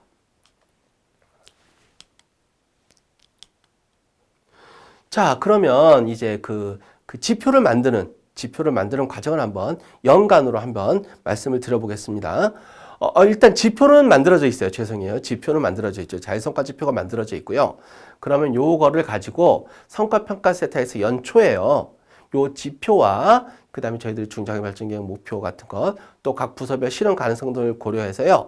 각 세부 프로그램별로 목표 값들을 저희들이 자체적으로 만들어서 이거를 일종의 제안을 하는 거죠. 제안을 해서 각 부서에다가 공유를 해요. 저희들이 생각하기에는 부서에서 올해 이 정도는 해주셨으면 좋겠습니다. 이렇게 말씀을 드리는 거죠. 그러면 각 부서에서는 요 값을 보고서 자체적으로 판단을 해보는 거죠. 그래서 요거는 좀 자기들 생각과 다른 것 같다. 그러면 이제 수정을 하게 됩니다. 수정해서 부서의 목표 값들을 다시 저희 성과평가센터와 공유를 하게 됩니다. 그럼 성과평가센터에서 판단하기에 부서별 목표값들이 우리의 그 전략 과제에 부합한다. 5대 성과 지표에 부합한다라고 판단되면 그대로 진행을 하면 되고요. 조금 미흡한 것 같다 그러면은 그 다음부터는 조율 단계를 거치게 되는 거죠. 각 부서별로 조율 단계를 거치고 그래서 최종 저희들이 목표값들을 도출하게 됩니다. 이 목표값을 도출하게 되면 저희들이 혁신 그 지원 사업을 총괄하고 있는 운영위원회의 심의 과정을 거쳐서 최종적으로 확정을 하게 되고 그럼 이거에 맞추어서 그 해년도에 혁신 사업이 진행이 되게 되는 그런 구조라고 말씀드릴 수 있겠어요. 자, 이게 목표는 만들었는데 어떻게 보면 제일 중요한 게 그거죠. 목표를 달성할 수 있느냐, 그리고 목표를 제대로 달성할 수 있느냐. 제대로 달성할 수 있냐라는 말씀은 우리는 이 목표라는 것들은 전략 과제에 부합되게 만들어 놓은 목표이기 때문에 우리의 전략 과제에 부합하는지에 대한 판단이 있는 거죠. 그러니까 그런 과정들은 지속적으로 이루어지게 됩니다. 그래서 그런 그 평가 중간중간 점검 과정들이 저희들은 굉장히 촘촘하게 만들어 놨고요. 그런 과정들을 굉장히 중요하게 생각을 하고 있어요. 그 과정 중에 일단 한 가지는 여기 말씀드린 것처럼 위원회 중심이라고 되어 있는데요. 정확하게는 혁신사업운영위원회입니다. 혁신사업운영위원회가요, 실질적으로 모니터링을 전부 다 관리한다고 보시면 돼요. 혁신운영위원회가 저희들이 한 달에 2번 열리는데요. 그 2번에서 항상 안건 중에 계속 현재 그 사업 진행 결과, 그리고 사업 진행 평가 이런 것들이 이제 계속 그 안건으로 올라오게 되는 거죠. 그러면 혁신운영위원회에서 제대로 되고 있는지 이런 것들을 지속적으로 수시로 이렇게 판단할 수 있는 구조가 이제 하나가 있고요. 거기서 무익하다 싶으면 이제 혁신위원회에서 이제 그러니까 이제 개선안을 내는 거죠. 그럼 이제 각각 집행 부서들이 이런 것들에 맞추어서 자기들의 사업 계획을 바꾸는 게 아니라요. 이제 어떻게 해야 될까 이렇게 안들을 또 새로 만들고 그거에 따라서 또 이제 업무들을 추진하게 되는 그런 시스템이 하나가 있고요. 두 번째는 저희들이 이제 크게 2번 중간 점검 과정을 거치게 됩니다. 이거는 전체 혁신사업 관련 부서들이 전체 모여서 하는 과정인데요. 1차 중간 점검은 보통은 여름방학에 진행이 됩니다. 1차 년도에는 저희들이 여름방학 때 진행을 했고요. 2차 년도에는 코로나 때문에 조금 늦춰져서 진행이 됐었습니다. 요거는요, 성과평가센터가 일단 중간 점검 보고서를 내고요. 그리고 이 보고서 안에서 이 혁신 사업에 참여한 모든 부서들이 다 모여서 일종의 워크숍 형태로 이 중간 평가 결과를 공유하게 됩니다. 그래서 문제가 있으면은 문제들을 해결할 수 있는 방안들을 찾아내고 이런 과정들을 이제 하나를 하게 되는 거고요. 옆에 있는 사진이 아마 요거는 아마 2차 년도 중간 점검 때 일부 그 부서 회의의 모습인 것 같아요. 실제로 이제 중간점검 워크숍은 훨씬 더 많은 사람들이 모이게 되니까 이렇게 단위별로 따로 회의를 하고 전체로 회의를 할 때는 제 기억에는 한 6, 70명 이렇게 모여서 했던 것 같아요. 이렇게 되고요. 자, 2차 중간 점검은 2학기 중반쯤에 한 번 더 점검을 하게 되는 거죠. 진짜로 우리가 계획대로 되고 있는지 이때는 거의 끝나갈 때니까 확실하게 저희들이 한번 확인을 해보는 그런 단계를 거치고 있다라고 볼 수 있겠습니다. 그리고 실제로요, 여기서 만약에 1차 때나 중간점검 때나 아니면 2차 중간점검 때나 아니면 혁신운영위원회 회의 과정에서 실제로 사업이 제대로 진행이 안 되고 있다 판단을 하게 되면은요, 저희들은 이제 굉장히 많은 회의들이 열리게 됩니다. 아까처럼 혁신운영위원회가 성과평가센터가 생각하기에 제대로 안 이루어지고 있다 그러면 일단 혁신운영위원회에 보고를 하게 되죠. 그럼 혁신운영에서 고민을 하게 되고요. 그 다음에 성과평가센터가 실무진들과 협의를 하게 되는 거죠. 왜 안 될까요? 이렇게 하게 되고요. 그 다음에는 혁신원. 요 사업을 담당하고 있는 혁신원 자체 내에 관리위원회가 있어요. 그럼 관리위원회가 또 열리게 돼요. 그럼 관리위원회에서는 왜 당초 목표대로 안 돼 있지? 이런 평가를 또 하게 되는 거죠. 그래서 세 군데에서 만약에 제대로 안 되게 되면 세 군데에서 동시적으로 회의가 열리게 돼요. 문제점을 찾게 되죠. 그래서 어떤 식으로든 그 세 군데 중에서 한두 군데는 충분히 문제점을 찾을 수 있으니까 그래서 지금까지는 이 시스템화에서는 문제가 있더라도 아무 문제 없이 다 해결안이 나오고 그걸 해결되는 시스템으로 진행이 되었어요. 이게 어떻게 보면 복잡한데요. 저희들이 복잡하게 하는 이유는 어떻게 보면 대학의 특수성 때문이기도 합니다. 저희들이 이제 조직, 만약 회사 이런 데서 있다 그러면은 성명하복 시스템이 확실하죠. 성과가 안 되고 있어요? 그럼 달성하세요. 이렇게 말해보면 끝날 수도 있어요. 하지만 대학이라는 그런 것이 아니죠. 약간은 수평적인 관계가 있잖아요. 우리는 그런 식으로 하다를 내릴 수가 없습니다. 그렇죠? 그래서 최선의 방법은 뭐냐? 고민을 여러 군데로 다 같이 고민을 해보는 거예요. 고민을 하다 보면은 해결이 나올 수 있지 않을까. 그리고 고민을 한다는 것 자체가 우리가 굉장히 심각하게 생각한다고 볼 수 있기 때문에 그 집행부서로 하여금 우리가 좀 더 적극적으로 해야겠다라는 어떤 그 동기를 유발한다고 할까요? 그런 효과도 있어요. 이런 효과들로 인해 가지고 저희들이 1차년도, 2차년도, 특히나 이제 2차년도는 저희들이 코로나 때문에 실제로는 그 연초에 계획을 잡을 때 코로나 때문에 우리가 좀 목표를 조금 약간 보수적으로 잡아야 되지 않을까라는 의견도 있었지만 저희들은 중장기 발전 계획이 있기 때문에 적극적으로 나가자고 했어요. 그래서 실제로 성과가 제대로 이루어지지 않을까 봐 걱정을 굉장히 많이 했거든요. 근데 아무튼 현재까지 기준으로 보면은 올해도 굉장히 모든 부서들이 오히려 지난해보다 더 훌륭하게 일을 수행할 수 있었어요. 그렇게 할 수 있었던 동기는 저희들이 자체적인 무슨 보상이나 페널티 시스템이 있는 게 아니라 우리들이 이렇게 어떻게 보면 이렇게 오버랩 되면서도 이렇게 복합적인 성과 관리 시스템으로 인해서 이렇게 훌륭한 결과가 나오고 있지 않나, 저는 개인적으로는 그렇게 생각을 하고 있어요. 자, 이렇게 해서 아까처럼 성과 관리가 최종적으로 끝나게 되면은요, 요게 아까처럼 혁신사업 운영위원회에서 최종적으로 평가를 내리고요. 그 다음에 우리 중장기 발전 계획을 총괄하는 성과관리위원회에서도 평가를 내리게 되고, 그 다음에 자체평가위원회에서도 또다시 평가를 내리게 되고, 여기서 결국 종합적인 평가를 내려서 우리가 우수 사례도 발굴하고 평가의 환류의 방향도 잡고 이렇게 되는 거죠. 그래서 이제 아까처럼 우수 사례 확산이라든지 또 문제가 있으면 이것들을 조직 역량 강화를 통해 가지고 이런 것들을 또 다져지는 그런 과정을 하게 됩니다. 한 가지만 더 말씀을 드리면요. 저희들이 성과관리 시스템이 이제 2019년에 성과관리 시스템을 상당히 우수한 것으로 저희들이 평가를 받았는데요. 또 저희들 자체적으로는 그거에 그치지 않았어요. 계속적으로 개선을 하거든요. 그래서 19년 대비해 2020년에도 저희들이 이제 많은 것들을 개선을 했어요. 개선한 두 가지만 말씀을 드리면은 19년에는 약간 그 성과 관리가 어떻게 보면 약간 약간 어떻게 뭐라고 그러죠? 아날로그식으로 좀 진행이 됐다고 하나요? 이렇게 우리가 이제 성과 관리 시간이 그때가 됐습니다. 우리 모두 합시다. 이렇게 해서 그러면 다 모여가지고 자료들 다 수집해서 이렇게 KPI 체크하고 이런 식으로 했었거든요. 그러다가 이제 올해부터는, 그러니까 2020년부터는 저희들이 샘물 시스템 내에 상시 그 모니터링 그 시스템을 구축을 했어요. 그래서 각 사업마다 사업이 실행될 때나 완료될 때나 거기다 다 입력을 하게 되는 거죠. 그럼 실시간으로 이 성과 관리와 관련된 부분 실시간으로 현재의 상태를 점검할 수 있게 되는 거예요.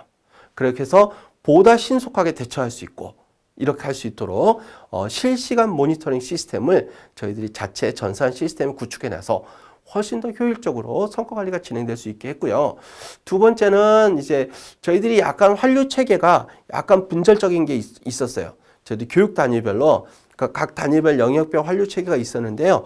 요거를 2020년부터는 통합을 했습니다. 성과평가센터가요. 환류도 통합적으로 그러니까 모든 환류, 그 모든 교육 단위에서 이루어지는 환류를 통합 관리하도록 체계를 개선을 했어요.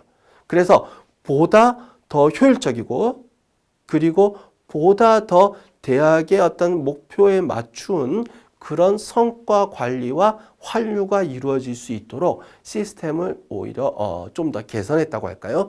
그렇게 개선을 해서 저희들이 목표에 좀 더 다가가도록 그렇게 체제를 만들어 놨고요. 이제 올해가 2021년인데 2021년에도 또 우리가 문제점이 환류, 이번에 성과평가 관련해서 문제가 발생된다면 또다시 시스템 개선을 통해서 더더욱 우리들이 중장기 발전 계획에 다가갈 수 있도록 그렇게 노력을 할 생각입니다. 자, 여기까지가 저희 성과평가센터, 저희 상명대학교 성과관리 시스템에서 말씀을 드린 것이고요. 제가 좀 말이 빨랐죠. 온라인이라서 더 제가 빨리 할 수 있었던 것 같고요. 언제든지 우리 상명대학교의 성과관리 시스템과 그리고 그 내용들 그리고 방안들에 대해서 같이 공유하고 싶다면은 저희 성과평가센터로 언제든지 연락을 주세요. 저희들은 항상 내용을 공유하고 서로가 개선될 수 있는 그런 방법을 찾는데 아주 적극적인 그런 센터라고 볼 수 있고요. 아무튼 오늘 여기 말씀 들어주셔서 정말 감사합니다. 그리고 우리 2021년에도 우리 성신여대와 상명대 모두 굉장히 훌륭하게 그 성과 우리 그 혁신 사업을 수행할 수 있었으면 하는 바람을 전해드리면서 인사를 마치겠습니다. 감사합니다.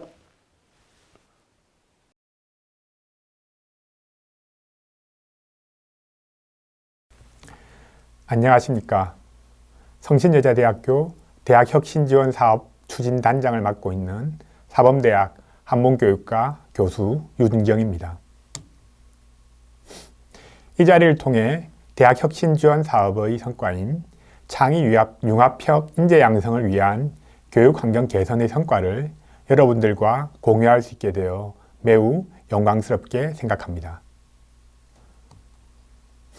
우리 대학은 융합교육과정 내실화, 교육과정 전면 개편, 학습자 중심 교육방법 혁신, 창의적 학습 공동체 활성화, 교육환경 개선 등 총 7개의 대학혁신 전략을 수립하여 미래 사회를 선도하는 인재 양성을 위해 최선을 다하고 있습니다. 7개의 혁신 전략 중 오늘 여러분과 공유할 부분은 5번째 혁신 전략 과제인 교육환경 개선의 대표적 성과인데요. 바로 강의실과 도서관을 혁신시킨 ALC, 곧 액티브 러닝 클래스룸과 LCS, 러닝 커먼스 시스템 구축 성과입니다. 먼저 ALC 구축 성과부터 말씀을 드리고 이어 LCS 구축 성과를 말씀드리도록 하겠습니다. 네, LCS는 액티브 러닝 클래스룸의 약어로 학습자의 능동적인 학습 활동이 가능한 교실을 말합니다. 우리 대학이 ALC를 적극적으로 구축한 목적은 2가지입니다. 첫째, 교수자와 학습자의 필요 때문이었습니다.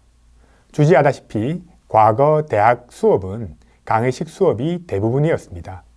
하지만 4차 산업혁명 시대를 맞아 기존의 수업 방식으로는 새로운 시대에 적응하기 어렵게 되었습니다.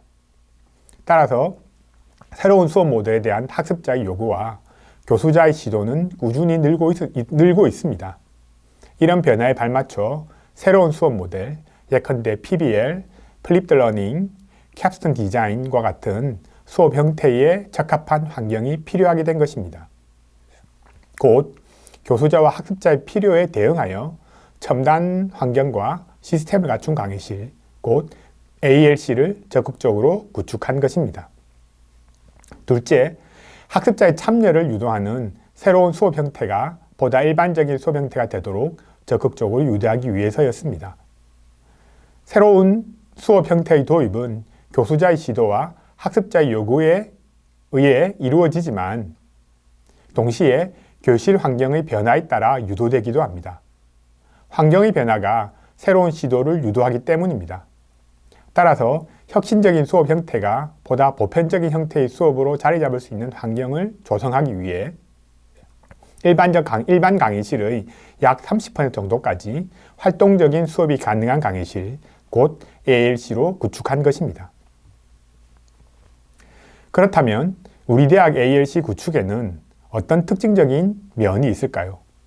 먼저 모듈형으로 교육환경 구축을 들 수 있습니다. 책걸상 변경, 글라스보드 및 화이트보드 설치, 첨단 기자재 활용 환경 조성 등이 이에 해당됩니다. 먼저 책걸상을 대형 구성이 용이한 모듈형 책걸상으로 교체하고 모듈원들이 다양한 형태의 활동이 가능하도록 글라스보드 및 화이트보드를 교실 곳곳에 설치하였으며 동시에 첨단 교수 매체 활용이 가능한 시설과 기자재를 강의실 곳곳에 설치하였습니다. 이러한 모듈형 교육환경 구성으로 학습자의 참여 촉진과 함께 개방적이고 유연한 교수 학습이 가능하게 되는 효과를 얻을 수 있었습니다. 둘째, 존을 형성하여 ALC를 구축한 점입니다. ALC 강의실을 동일 공간에 집중적으로 배치하여 새로운 수업 형태에 대한 교육 공동체의 관심을 고조시키고 장애 발생 시 신속한 대응 등 강의실 관리의 효율성을 높이는 이점을 누릴 수 있었습니다. ALC 구축의 성과는 교원과 학생 만족도 조사로 확인할 수 있었습니다. 2019 학년도에 구축된 총 13개 ALC 강의실의 수강생 721명과 45명의 교원을 대상으로 실시한 만족도 결과에 따르면 모듈형 책걸상과 모듈형 IoT 및 그룹형 모니터 등에 대해서 응답자의 80% 이상이 긍정적인 평가를 하였습니다. 물론 기기 활용에 대한 안내 부족 등으로 일부 개선 요구도 있었고 곧바로 이 점을 개선하기도 하였습니다. 하지만 아쉽게도 2020학년도부터 코로나19 유행으로 ALC의 활용도가 크게 높지는 않은 형편입니다. 보다 많은 학생들이 학교에서 혁신제 수업 환경을 경험할 수 있는 날이 빨리 다가오기를 기원합니다. 마지막으로 ALC 강의실에 관한 교수학습지원센터의 동영상을 시청하도록 하겠습니다. 실제 ALC 강의실을 경험한 학생의 인터뷰와 강의실 활용 팁 등 ALC 강의실의 다양한 모습을 영상으로 만나보실 수 있습니다.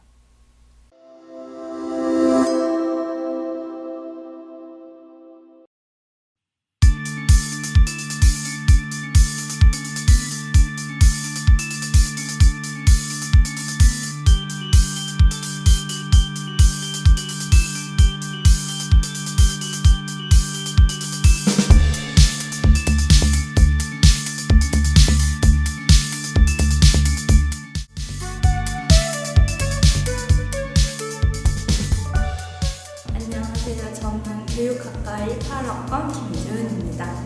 저는 현재 노석중 교수님의 기업교육론을 수강하고 있습니다. 교수님 수업을 들을 때 여러 번 들어도 잘 이해가 되지 않았던 적이 많았는데요. 교수님이 설명해 주신 것을 교수님이 응용할 수 있는 문제를 내주셔서 칠판에 직접 그려보면서 적용할 수 있어서 좀 더 이해가 쉬웠던 것 같습니다. 기존의 강의식 수업이 교수님의 설명을 단순히 듣는 것에서 끝났다면 ALC 강의실에서 수업을 들으니까 친구들과 이렇게 모둠 학습을 할 기회가 많아요. 그래서 자기가 알고 있던 지식과 개념, 자기가 이해했던 지식과 개념뿐만이 아니라 친구들이 형성한 그런 지식을 함께 나눌 수도 있고, 오개념을 가지고 있었다면 서로 이렇게 찝어주고 고쳐줬던 시간이 있었던 것 같아요. 그래서 궁극적으로 같이 활동을 하고 산출물을 만들어내니까 좀 더 보람있고 즐거웠던 것 같습니다.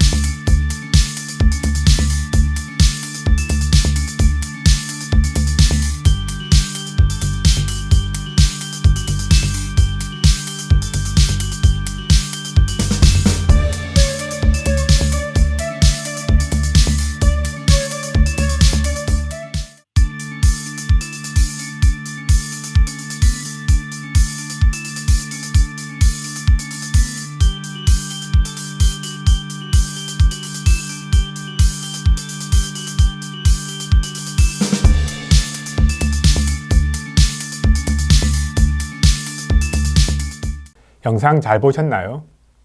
코로나19로 성큼 다가온 새로운 사회는 학생들에게 새로운 역량을 요구하고 있습니다. 과거에는 주어진 문제 해결이 우선이었다면 새로운 미래는 스스로 문제를 발견하고 정리하고 해결해야 합니다. 이를 위해서는 교수 내용뿐 아니라 교수 학습 방법도 달라져야 합니다. 학습자 스스로 문제를 발견, 정리하고 해결할 수 있어야 하기 때문입니다. 대학 혁신 지원 사업을 통해 구축된 ALC는 학습자와 학습자, 학습자와 교수자의 소통과 협업을 강화하는 교수 학습 방법 적용의 밑바탕이 될 것입니다. ALC에서 시작된 수업 혁신으로 이제 우리 학생들은 스스로 문제를 발견하고 정리하고 해결하는 미래 학습 역량을 키워나갈 수 있을 것입니다. 지금까지 ALC에 대해 살펴보았습니다. 이어 Learning Commons System, LCS 구축에 대해 살펴보도록 하겠습니다. Learning Commons System, 우리말로 학습 공유 시스템 정도로 번역할 수 있는 LCS가 무엇인지 궁금해 하실 것 같은데요. 우리 대학의 LCS 구축은 도서관의 기능 확장을 의미합니다. 기존의 도서관은 자료의 수장과 제공이 중요한 기능이었는데요. LCS는 자료의 보존과 제공을 넘어 지식의 자유로운 활용과 생성까지 그 기능을 확장하는 시스템을 말합니다. 이를 구현하기 위해서는 개인의 자유로운 학습을 보장하면서도 동시에 학습 공동체의 협력과 공유가 활성화되는 기반, 곧 커먼스가 조성되어야 합니다. 그렇다면 개인의 자유로운 학습과 학습 공동체의 협력과 공유 기반은 어떻게 조성될 수 있을까요? 우리 대학은 이를 구현하기 위해 다각도로 기획하고 준비하는 시간을 가졌습니다. 기획 단계에서 새로운 교육 패러다임 및 새로운 대학 도서관 변화 경향을 검토하였고, 분석 단계에서 이용자 요구와 반영 가능한 최신 기술 등을 분석하여 최종적으로 LCS 구축 사업의 세부 내용을 도출하였습니다. 이제 그 결과를 함께 보도록 합시다. 우리 대학 도서관에 구현된 LCS의 구체적인 모습을 확인하실 수 있을 것입니다.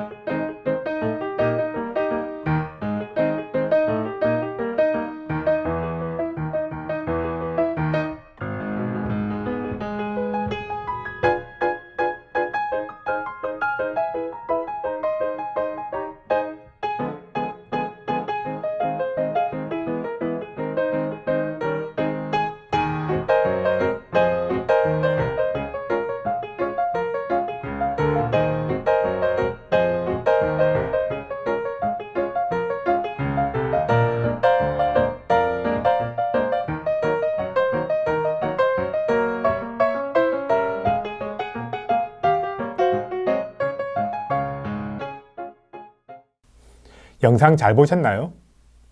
자기주도 학습을 위한 집중 열람실부터 소통과 공유에 적합한 그룹 스터디룸까지 학습자 개인의 발전은 물론 학습 공동체를 활성화하는 도서관의 모습을 확인하실 수 있었습니다. 그뿐 아니라 언택트 시대에 그 필요성이 더욱 증대되고 있는 영상 매체 제작 편집 시설, 학습만이 아니라 휴식까지 배려한 시설 등도 주목할 만한 공간이었습니다. 이와 함께 편리한 도서관 이용을 위해 IoT 및 모바일 기반 최첨단 시스템이 도입된 점도 빼놓을 수 없을 것입니다. 이상의 LCS 구축을 통해 우리는 자료 수장과 제공의 기능을 넘어 지식의 자유로운 활용과 생성에까지 기여하는 새로운 도서관의 모습을 확인할 수 있었고, 개인의 자기주도적 학습 능력 강화뿐만 아니라 학습 공동체의 활성화에 기여하는 도서관의 모습을 확인할 수 있었으며, 첨단 시스템을 바탕으로 학습 지원 조력자 역할을 수행하는 도서관의 모습도 확인할 수 있었습니다. 이상 확인된 새로운 모습의 도서관은 미래 사회가 요구하는 창의 융합형 성신인 양성에 크게 기여할 것입니다. 감사합니다.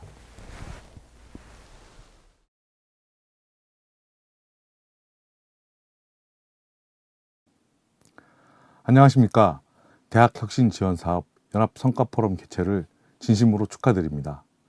저는 이번 포럼에서 비대면 수업 활성화를 위한 원격 강의 녹화 시스템 구축이라는 주제로 사례 발표를 하게 된 상명대학교 대학혁신추진팀 박도형입니다. 대학혁신지원사업 2000년도인 2020학년도에는 많은 일들이 있었습니다. 우리나라뿐만이 아닌 전 세계가 미처 경험해보지 못한 신종 바이러스의 출몰로 당연하게 여겨왔던 우리의 일상이 파괴되고 그 여파는 정치, 경제, 사회문화 등 모든 분야에 영향을 끼치게 되었습니다. 이러한 상황은 결국 우리 교육계에도 여파가 미쳤는데요. 결국 우리는 그간 시행하였던 수업 방식에서 벗어나 온라인 수업을 전면 시행하게 되었고, 동시에 학생들의 수업권을 보장하고 양질의 비대면 교육 서비스를 제공하기 위한 대책을 마련하기 시작했습니다. 그 결과 지난 7월 우리 대학정보화위원회에서는 비대면 수업으로 인한 학생들의 수업 결손을 보존하고 비대면 교육의 기술적 개선을 위해 강의 녹화 시스템을 구축하기로 결정하였습니다. 그럼 우선 강의 녹화 시스템에 대해 간단히 설명드리겠습니다.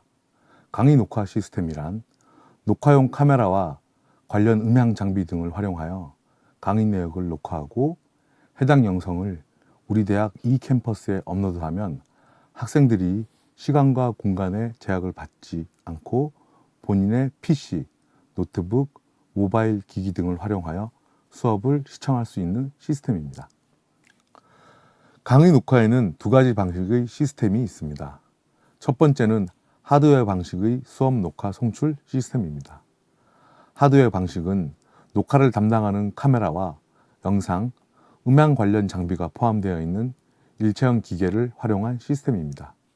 이 시스템은 우리 대학이 채택한 소프트웨어 방식의 강의 녹화 시스템보다 구축 과정이 단순한 반면 한 개당 강의 소요되는 구축 비용이 소프트웨어 방식에 비해 약 3배에서 4배 정도가 비싼 단점을 가지고 있습니다. 이 시스템은 우리 대학이 채택한 소프트웨어 방식의 강의 녹화 시스템보다 구축 과정이 단순한 반면 1개 강의실당 소요되는 구축 비용이 소프트웨어 방식에 비해 약 3에서 4배 정도가 비싼 단점을 가지고 있습니다. 두 번째는 전자교탁을 활용한 소프트웨어 방식의 녹화 시스템입니다. 외부에 노출되어 강의자를 녹화하는 카메라를 제외한 관련 장비들이 기존에 설치되어 있는 전자교탁 안에 설치되어 영상을 녹화, 업로드하는 시스템입니다. 소프트웨어 방식 시스템은 하드웨어 방식보다 설치 방법은 약간 복잡하지만 상대적으로 저렴한 설치 비용과 다양한 시스템과의 연동, 추가 설치가 편리한 장점을 가지고 있습니다. 우리 대학은 시스템 운영과 관련된 교내 환경, 예산, 구축 기간 등 여러 가지 사항을 고려하여 소프트웨어 방식의 시스템을 구축하기로 결정하였습니다. 그럼 시스템 구축 과정에 대해 간단히 말씀드리겠습니다. 지난 7월 강의 녹화 시스템을 구축하기로 결정난 후 우리는 해당 시스템을 보유하고 있는 관련 업체를 조사하였습니다. 그 후 주요 업체와의 면담을 거쳐 우리 대학 유관부서 실무자들과의 설명회를 개최하였으며 해당 시스템에 대한 이해도를 높이고 사전 준비 사항을 확인하기 시작하였습니다. 그중 가장 먼저 시작한 작업이 전자교탁의 PC 사양 조사였습니다.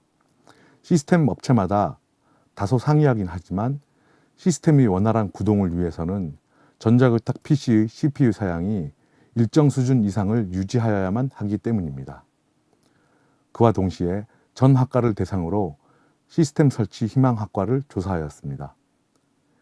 이런 과정을 거쳐 사용 인원, 수업 빈도율, 강의 목적 등을 고려하여 서울 73개, 천안 81개, 총 154개의 강의실을 선정하였습니다.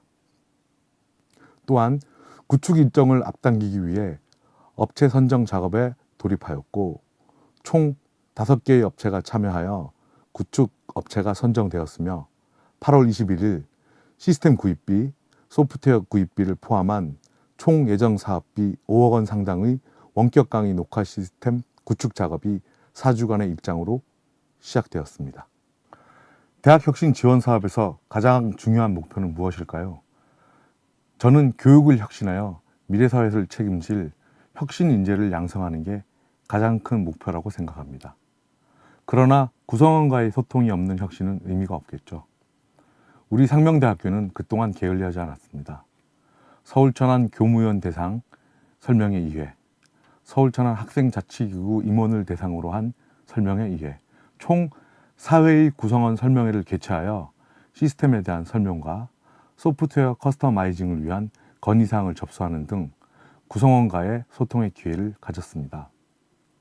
이런 일련의 과정을 거쳐 9월 말 총 154개의 강의실에 강의 녹화 시스템을 설치 완료하였습니다. 완료 후 시범 운영 기간을 거쳐 10월 사용자의 최종 건의사항을 반영한 소프트웨어 커스터마이징을 완료하였습니다. 이렇게 시작된 강의 녹화 시스템 구축 사업은 설치 강의실별 배선, 배관 공사, 시스템 구동을 위한 관련 장비의 설치 등 당초의 계획대로 진행되었습니다. 물론 중간중간 우여곡절이 많았습니다. 가장 큰 문제는 해당 시스템 중 가장 중요한 역할을 하는 추적형 카메라의 수량 확보였습니다. 전 세계적 팬데믹의 여파로 비대면의 일상이 확산되고 이는 교육계까지 여파를 미쳤으며 그로 인해 웹캠 등 카메라 장비의 수급이 원활하지 않았기 때문입니다.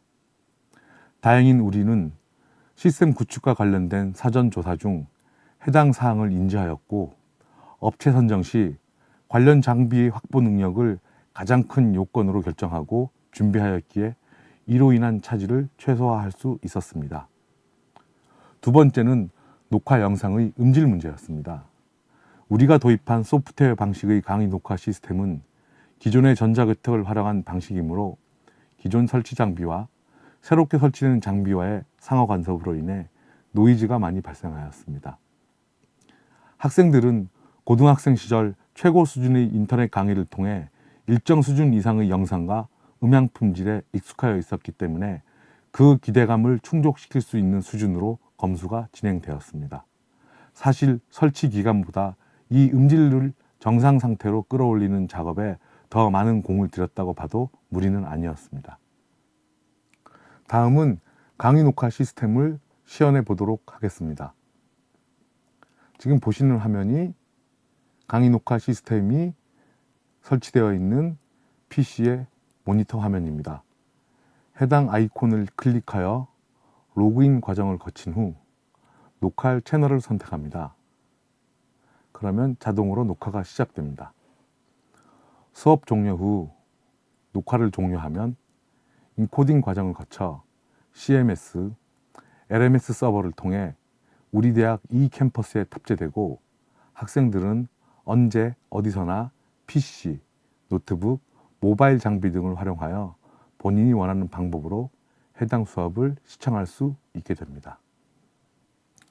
자, 그럼 2채널로 녹화된 영상을 보시도록 하겠습니다. 화면의 왼쪽에는 강의 녹화 PC 화면이 영상입니다. 오른쪽은 추적한 카메라가 녹화한 교수자의 화면입니다. 이 두 개의 화면을 본인이 원하는 취향에 따라 선택하여 볼 수 있습니다. PC 화면을 보고 싶은 학생은 왼쪽에 PC 화면을 클릭하여 오른쪽으로 드래그를 하면 PC 녹화 화면이 영상으로 보이게 됩니다. 교수님의 판서 내용을 확인하고 싶은 학생들은 교수 추적 화면을 클릭하여 왼쪽으로 드래그하면 교수 추적 화면이 영상에 나타납니다. 이런 일련의 과정을 통해 우리 상명대학교 강의 녹화 시스템이 구축되었고 12월 31일 현재 서울 천안 154개의 강의실에 설치되어 교강사 연 사용 인원 1687명, 2만 136개의 강좌가 만들어졌으며 학생들이 수업에 활용하고 있습니다. 재학생 만족도 조사에서 보시듯 원격 수업의 질이 전년 대비 1.5% 상승하여 학생들의 수업 만족도를 높이는 결과를 가져왔습니다. 이상으로 우리 상명대학교가 2020학년도 대학혁신 지원 사업의 일환으로 시행한 원격 강의 녹화 시스템 구축 사례를 말씀드렸습니다.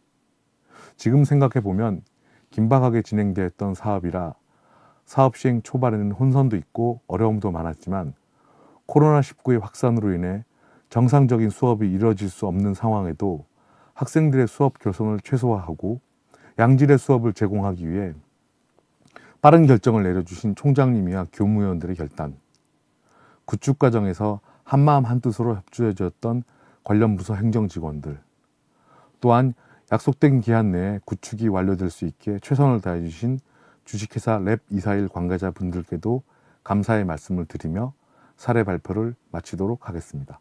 감사합니다.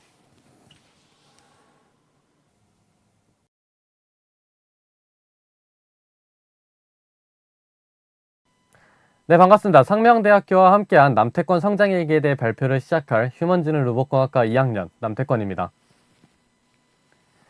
저는 2년 전 처음 상명대학교에 입학을 할 때 스타트업 CEO가 되기를 바라고 이 5가지 역량을 뽑아서 그 역량을 학교 4년 동안 채워보려는 그런 목표를 세웠습니다. 이 5가지 역량이 뭐냐면 도전, 경험, 창의력, 실패, 그리고 리더십이었습니다. 근데 처음 학교에 이렇게 입학을 해가지고 내가 뭘 할 수 있을까에 대한 뭔가 혼돈의 시기? 그런 게 좀 있었던 것 같아요. 이 학교의 시스템이 뭐가 있는지도 모르고 내가 뭘 해야 될지도 모르는 그런 상황에서 저를 도와줄 수 있는 프로그램을 하나 찾았었습니다. 그래서 저는 오늘 제 발표에서 이 프로그램의 소개를 하고 그 다음에 핵심 프로그램이 뭐가 있었는지 그리고 성과 및 결론을 함께 공유하며 마지막 발전 방향으로 끝내도록 하겠습니다. 처음 제가 학교에 왔을 때 저를 도와줄 수 있는 프로그램이 뭐가 있을까라는 생각을 했어요. 저는 돈도 없고 그 다음에 기술도 없고 아직 학부 1학년이라 뭘 할지도 모르는 그런 상황에서 스터디 상생 플러스라는 프로젝트가 있었습니다. 이 프로그램은 학생들끼리 아이디어를 내가지고 하나의 프로젝트를 정하고 이 프로젝트를 수행을 하기 위한 그런 지원을 해주는 프로그램이었는데 일단 친구들을 모았어요. 처음에 친구들을 모아서 일단 한번 프로젝트를 진행을 해보자 하면서 2주 동안 아이디어 회의만 진행을 했었습니다. 이 아이디어 회의를 하면서 휴대용 물 정화장치 프로젝트를 시작을 했는데요. 이 프로젝트가 뭔지 간단하게 설명을 해드리도록 하겠습니다. 저희가 지금 계속 생각을 했던 것들은 뭔가 계속 아이디어가 이미 기존에 있었던 거예요. 그렇기 때문에 새로운 게 뭐가 없을까라는 생각을 하던 중에 아프리카 사람들의 지금 화면에 나오고 있는 이 물을 마시는 그런 장면을 다큐멘터리에 봤었어요. 이 다큐멘터리를 보면 아프리카 사람들이 보통 평균 6시간 정도 편도로 가서 물을 길러서 다시 6시간을 돌아온다고 합니다. 근데 지금 화면에 나오는 것처럼 더러운 물을 담아가지고 다시 그 힘든 시간을 돌아와서 그 물을 그대로 마시는 거예요. 그러다 보니까 수인성 질병에 걸리고 설사를 하고 고통스럽게 사람들이 죽게 됩니다. 이걸 보면서 너무 어이가 없는 거예요. 나는 지금 이 플라스틱 카드 한 장이면 어디 가서 물 한 잔을 그냥 400원 내고 마실 수 있는 그런 삶에 살고 있는데, 같은 동시대에 왜 이 사람들은 고생 다 하면서 결국은 죽어야 하냐, 그런 생각을 했습니다. 근데 기존에 이 6시간 오랫동안 걷는 그런 물을 길러오는 시스템에 대한 개선책으로 큐드럼이나 히포롤러처럼 굴리는 물통 형태는 있었습니다. 그래서 저희는 이 굴리는 물통 형태에 뭔가 추가적으로 물을 정화할 수 있는 그런 게 없을까라는 생각을 하면서 물 정화 장치를 개발을 하게 됩니다. 굴리는 물통 형태의 외관을 제작을 하고요. 그렇게 해서 안에 시스템을 제작을 하고 저희 팀원인데, 이 팀원과 함께 이 외형 케이스를 만들고 이 케이스가 부드럽게 굴러갈 수 있도록 외부 이제 사포질을 하면서 결국 마지막에 도색을 하게 됩니다. 이렇게 도색을 하게 한 결과 저희의 이제 휴대용 물 정화 장치가 나오게 되는데요. 제가 이렇게 계속 휴대용 물 정화 장치 클리어 이렇게 얘기를 하면 제 발표를 듣는 여러분들은 어떤 내용인지 모르실 테니까 제가 간단하게 이렇게 영상을 하나 만들었어요. 이 영상을 함께 보도록 하겠습니다.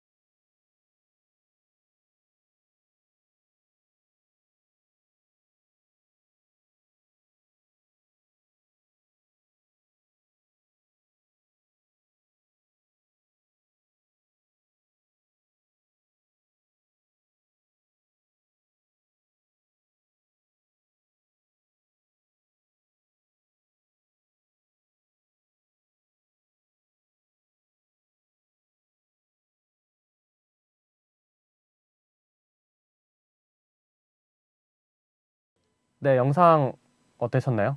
정말 재밌었죠? 약간 저희 홍보 영상 스타일로 작년에 제작을 해놨던 건데, 저희가 그렇게 물통을 만들고 이 물통을 한 반년 정도 겨울방학 동안 이렇게 가만히 놔뒀어요. 그러다 보니까 2020년에는 뭘 해야 될지를 모르겠는 거예요.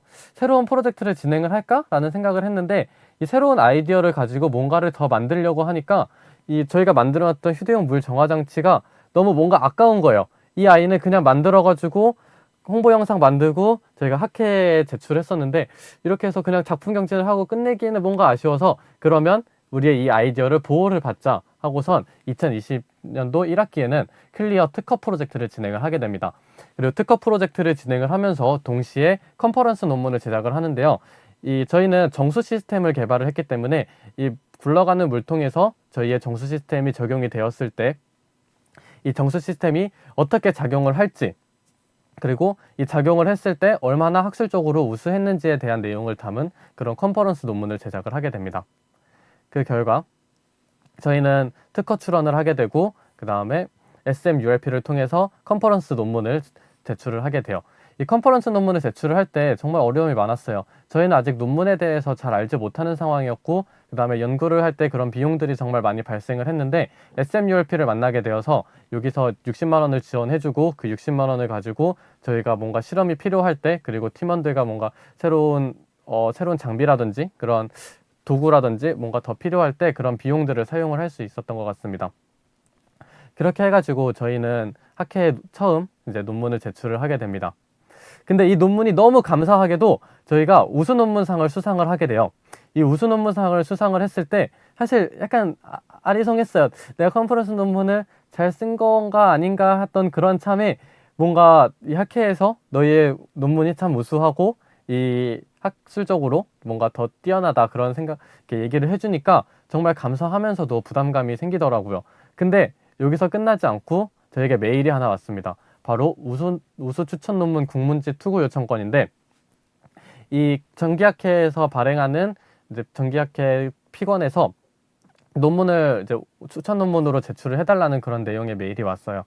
처음 이 메일이 왔을 때 솔직히 말해서 좀 약간 무서웠어요. 내가 학부 2학년인데 과연 저널을 쓸 수 있을까?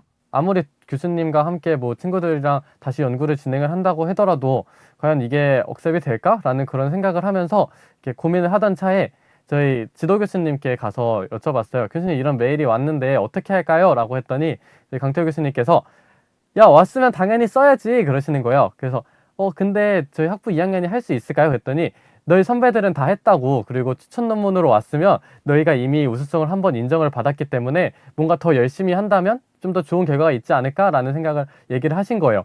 그래서 그래, 되든 말든 어쨌든 경험이니까 한번 시작을 해보자, 그런 생각으로 저희 저널을 이제 작성을 하게 됩니다. 그렇게 저희의 새로운 2020년도 2학기 SMULP 목표는 KCI 등재였어요. 저널 등재라는 게 쉬운 건 아니란 걸 알고 있었지만 연구 기간을 넉넉하지 않지만 이제 이미 저희는 이제 제품을 개발을 했었고 그거에 대한 어느 정도 선행 연구가 있었기 때문에 그걸 바탕으로 다시 좀 더 심화적인 그런 연구를 진행을 하게 됩니다. 그렇게 해서 저희는 SMULP에서 지원받은 60만 원으로 이 장비를 렌탈을 하게 되었어요. 원래 처음에는 이제 시약을 만들어 가지고 이걸 저기 연구소에다가 보내서 이제 그렇게 외주를 맡기려고 했는데 코로나19로 인해서 좀 이제 외부에 있는 그런 그 연구를 실험을 진행해 줄 수 없다는 그런 답변을 받아서 저희가 직접 테스터기랑 여러 가지 장비들을 렌탈을 해가지고 그렇게 실험을 진행하게 됩니다.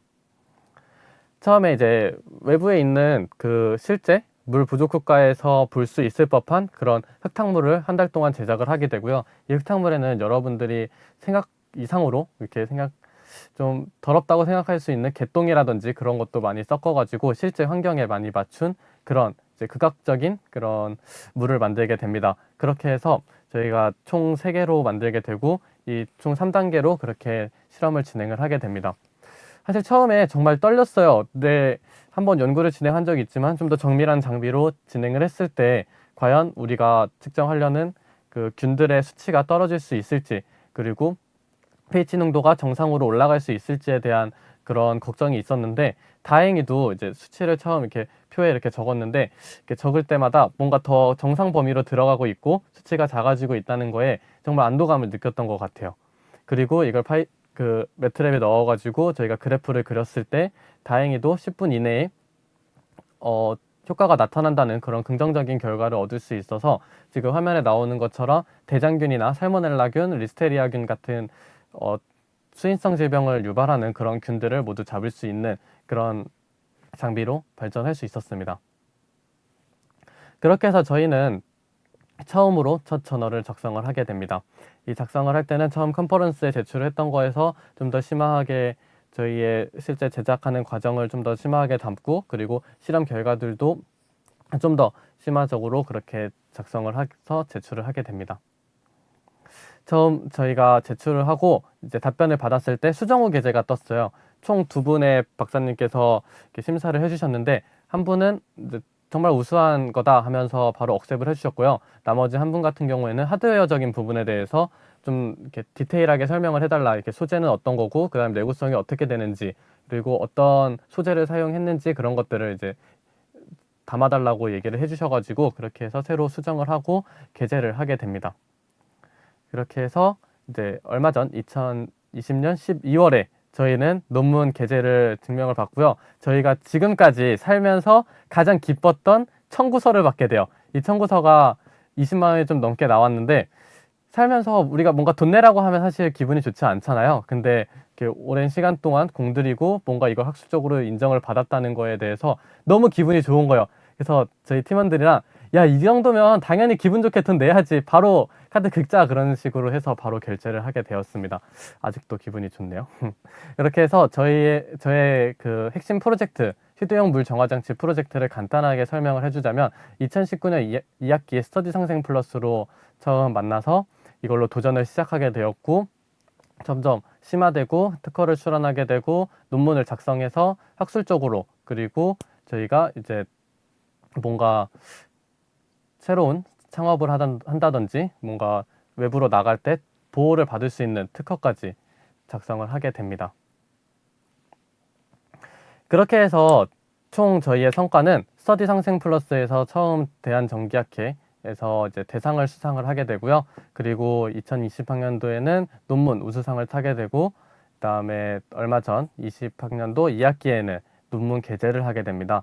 그렇게 저희는 정말 운이 좋다고 할 수 있는 것 같아요. 정말 기분 좋은 그런 성과들을 많이 얻었고요. 이 성과들은 제가 추후에 스타트업 CEO가 될 때 새로운 경험, 그리고 남들보다 더 많은 경험, 그리고 학술적으로 뭔가 더 우수한 그런 진보적인 도움을 줘서 이제 추가적으로 더욱 뜻깊은 그런 활동이 되었다고 생각을 합니다. 저는 아직 학부 2학년이라 2년이 더 남았지만 상명대학교에서 2년 동안 얻은 이런 성과들은 정말 제가 미래에 추후 진로를 정할 때 정말 다양한 폭을 선택할 수 있게 해주었고, 정말 많은 도움을 받았던 것 같아요. 이 도움을 받는데 핵심은 대학혁신 지원 사업들의 이 체계적인 프로그램 구성들이 정말 크게 도움이 되었고요. 그리고 저희 지도 교수님과 그리고 친구들과 함께 꾸준히 이제 학과의 도움도 많이 받았던 것 같습니다. 제가 혼자서는 할 수 없었던 그런 성과였지만, 여러분 지금 듣고 있는 학생들이 있다면 뭔가 새로운 도전을 시작할 때 포기하지 마세요. 여러분이 뭔가를 하려고 하면 이미 학교와 사회는 다 준비가 되어 있으니까요.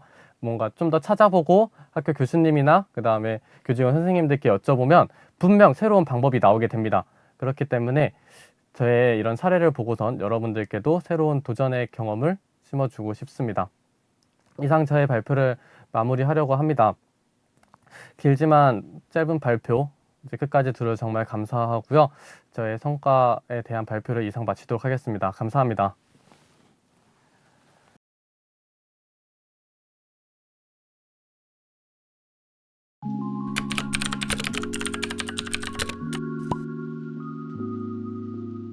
길었던 2020년 1학기가 지나고 2학기는 동기들과 함께 수업을 들을 수 있다는 기대에 차 있었다. 하지만 확진자 수가 벌써? 거리두기 단계도 한 단계 상승했네. 아, 결국 2학기도 비대면이겠다.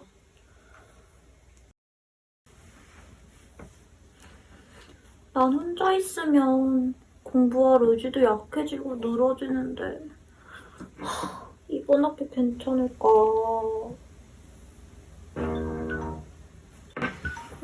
뭐지? 러닝 스터디? 이거 너한테 딱이다.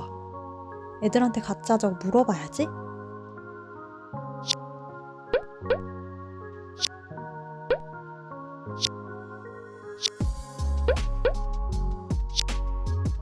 좋아. 이제 스터디 계획을 한번 세워야겠다.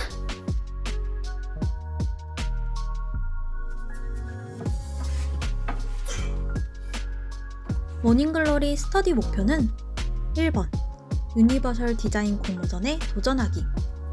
2번 아침에 일찍 일어나는 습관 만들기.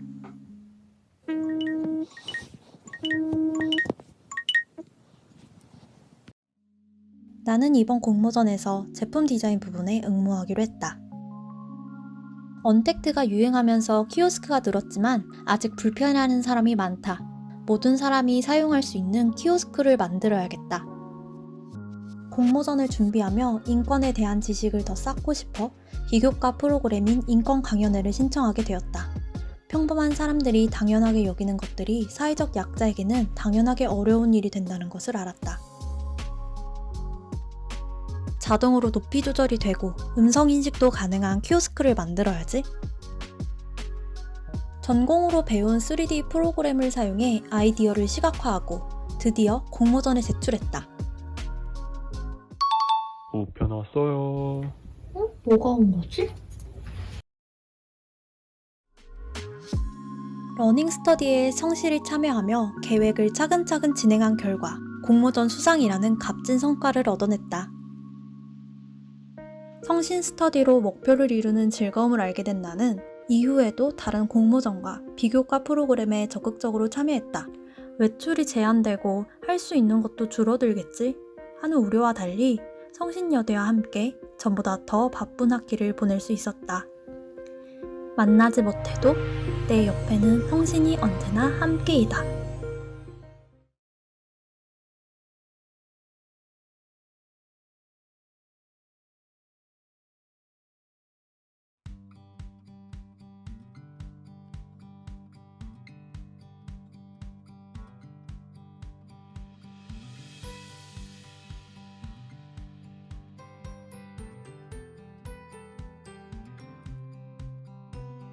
성신여자대학교는 대학혁신 7대 전략에 따라 교육, 연구, 산학협력 3개 영역으로 구분하여 대학혁신 지원 사업을 진행하고 있습니다. 이 중 교육 영역을 가장 중점에 두고 수요자 중심의 맞춤 교육을 위한 대학 2.0 교육과정 체계 구축을 위한 전면 개편을 교육혁신 방향으로 정하였습니다.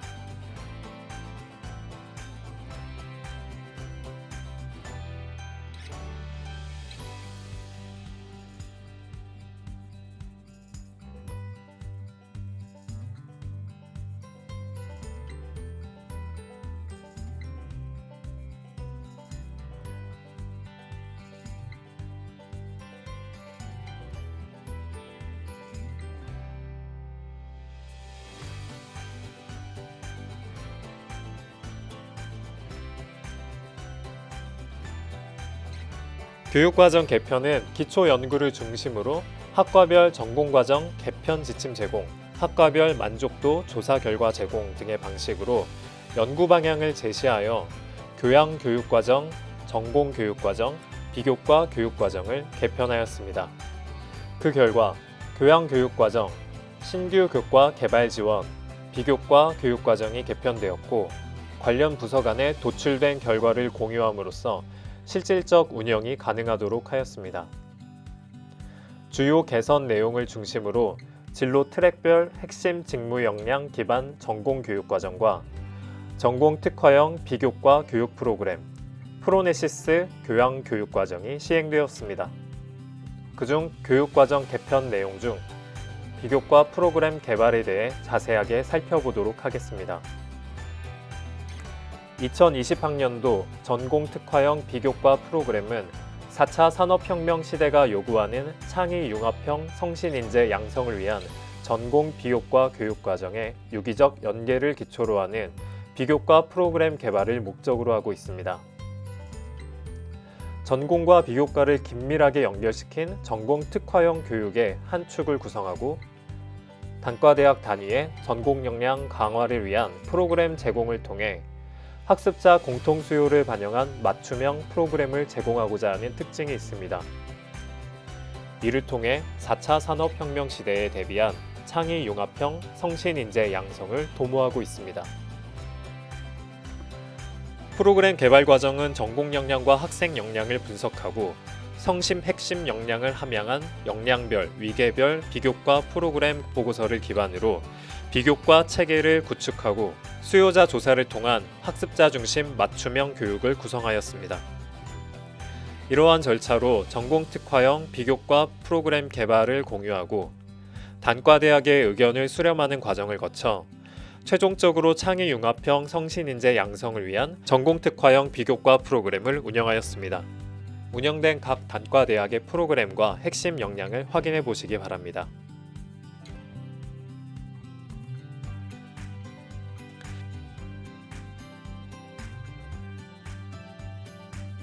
이 프로그램들은 과정이 종료된 후 모니터링을 통해 평가 및 환류를 진행하여 개선점을 도출하고 운영상의 문제점을 파악하는 방식으로 개선해 나가고 있습니다. 앞으로도 우리 대학은 구성원들의 의견을 적극 반영하여 수요자 중심 맞춤 교육이 이루어질 수 있도록 노력하겠습니다.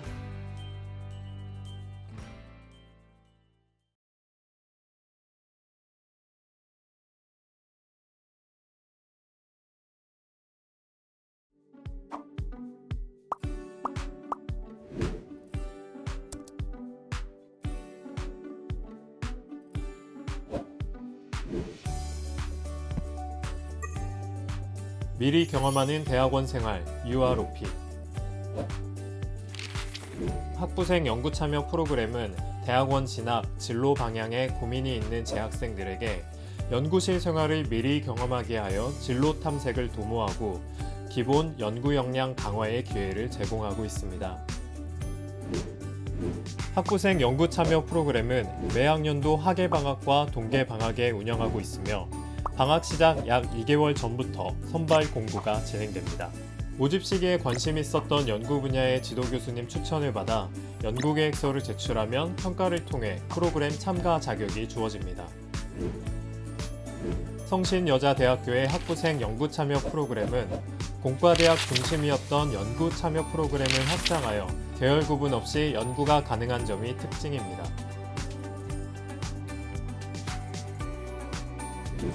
대학 혁신 지원 사업 2차년도인 2020 학년도에는 총 73명의 학생이 학부생 연구 참여 프로그램에 선발되어 활동하였습니다. 대학 혁신 지원 사업 학부생 연구 참여 프로그램에 참여한 학생들을 대상으로 만족도 조사를 진행한 결과 이와 같이 대체로 높은 만족도를 보이고 있습니다.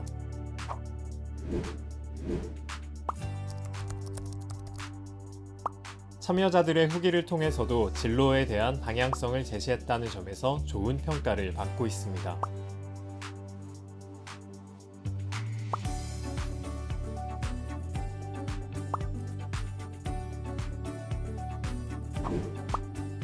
그 결과 4학년 참여자 중 50%가 본교 대학원에 진학하는 성과를 이루었습니다. 성신여자대학교는 대학혁신 지원 사업을 통해 연구 분야 혁신을 지속적으로 주도하고 발전해 나갈 것입니다. 앞으로의 성과도 기대해 주시길 바랍니다.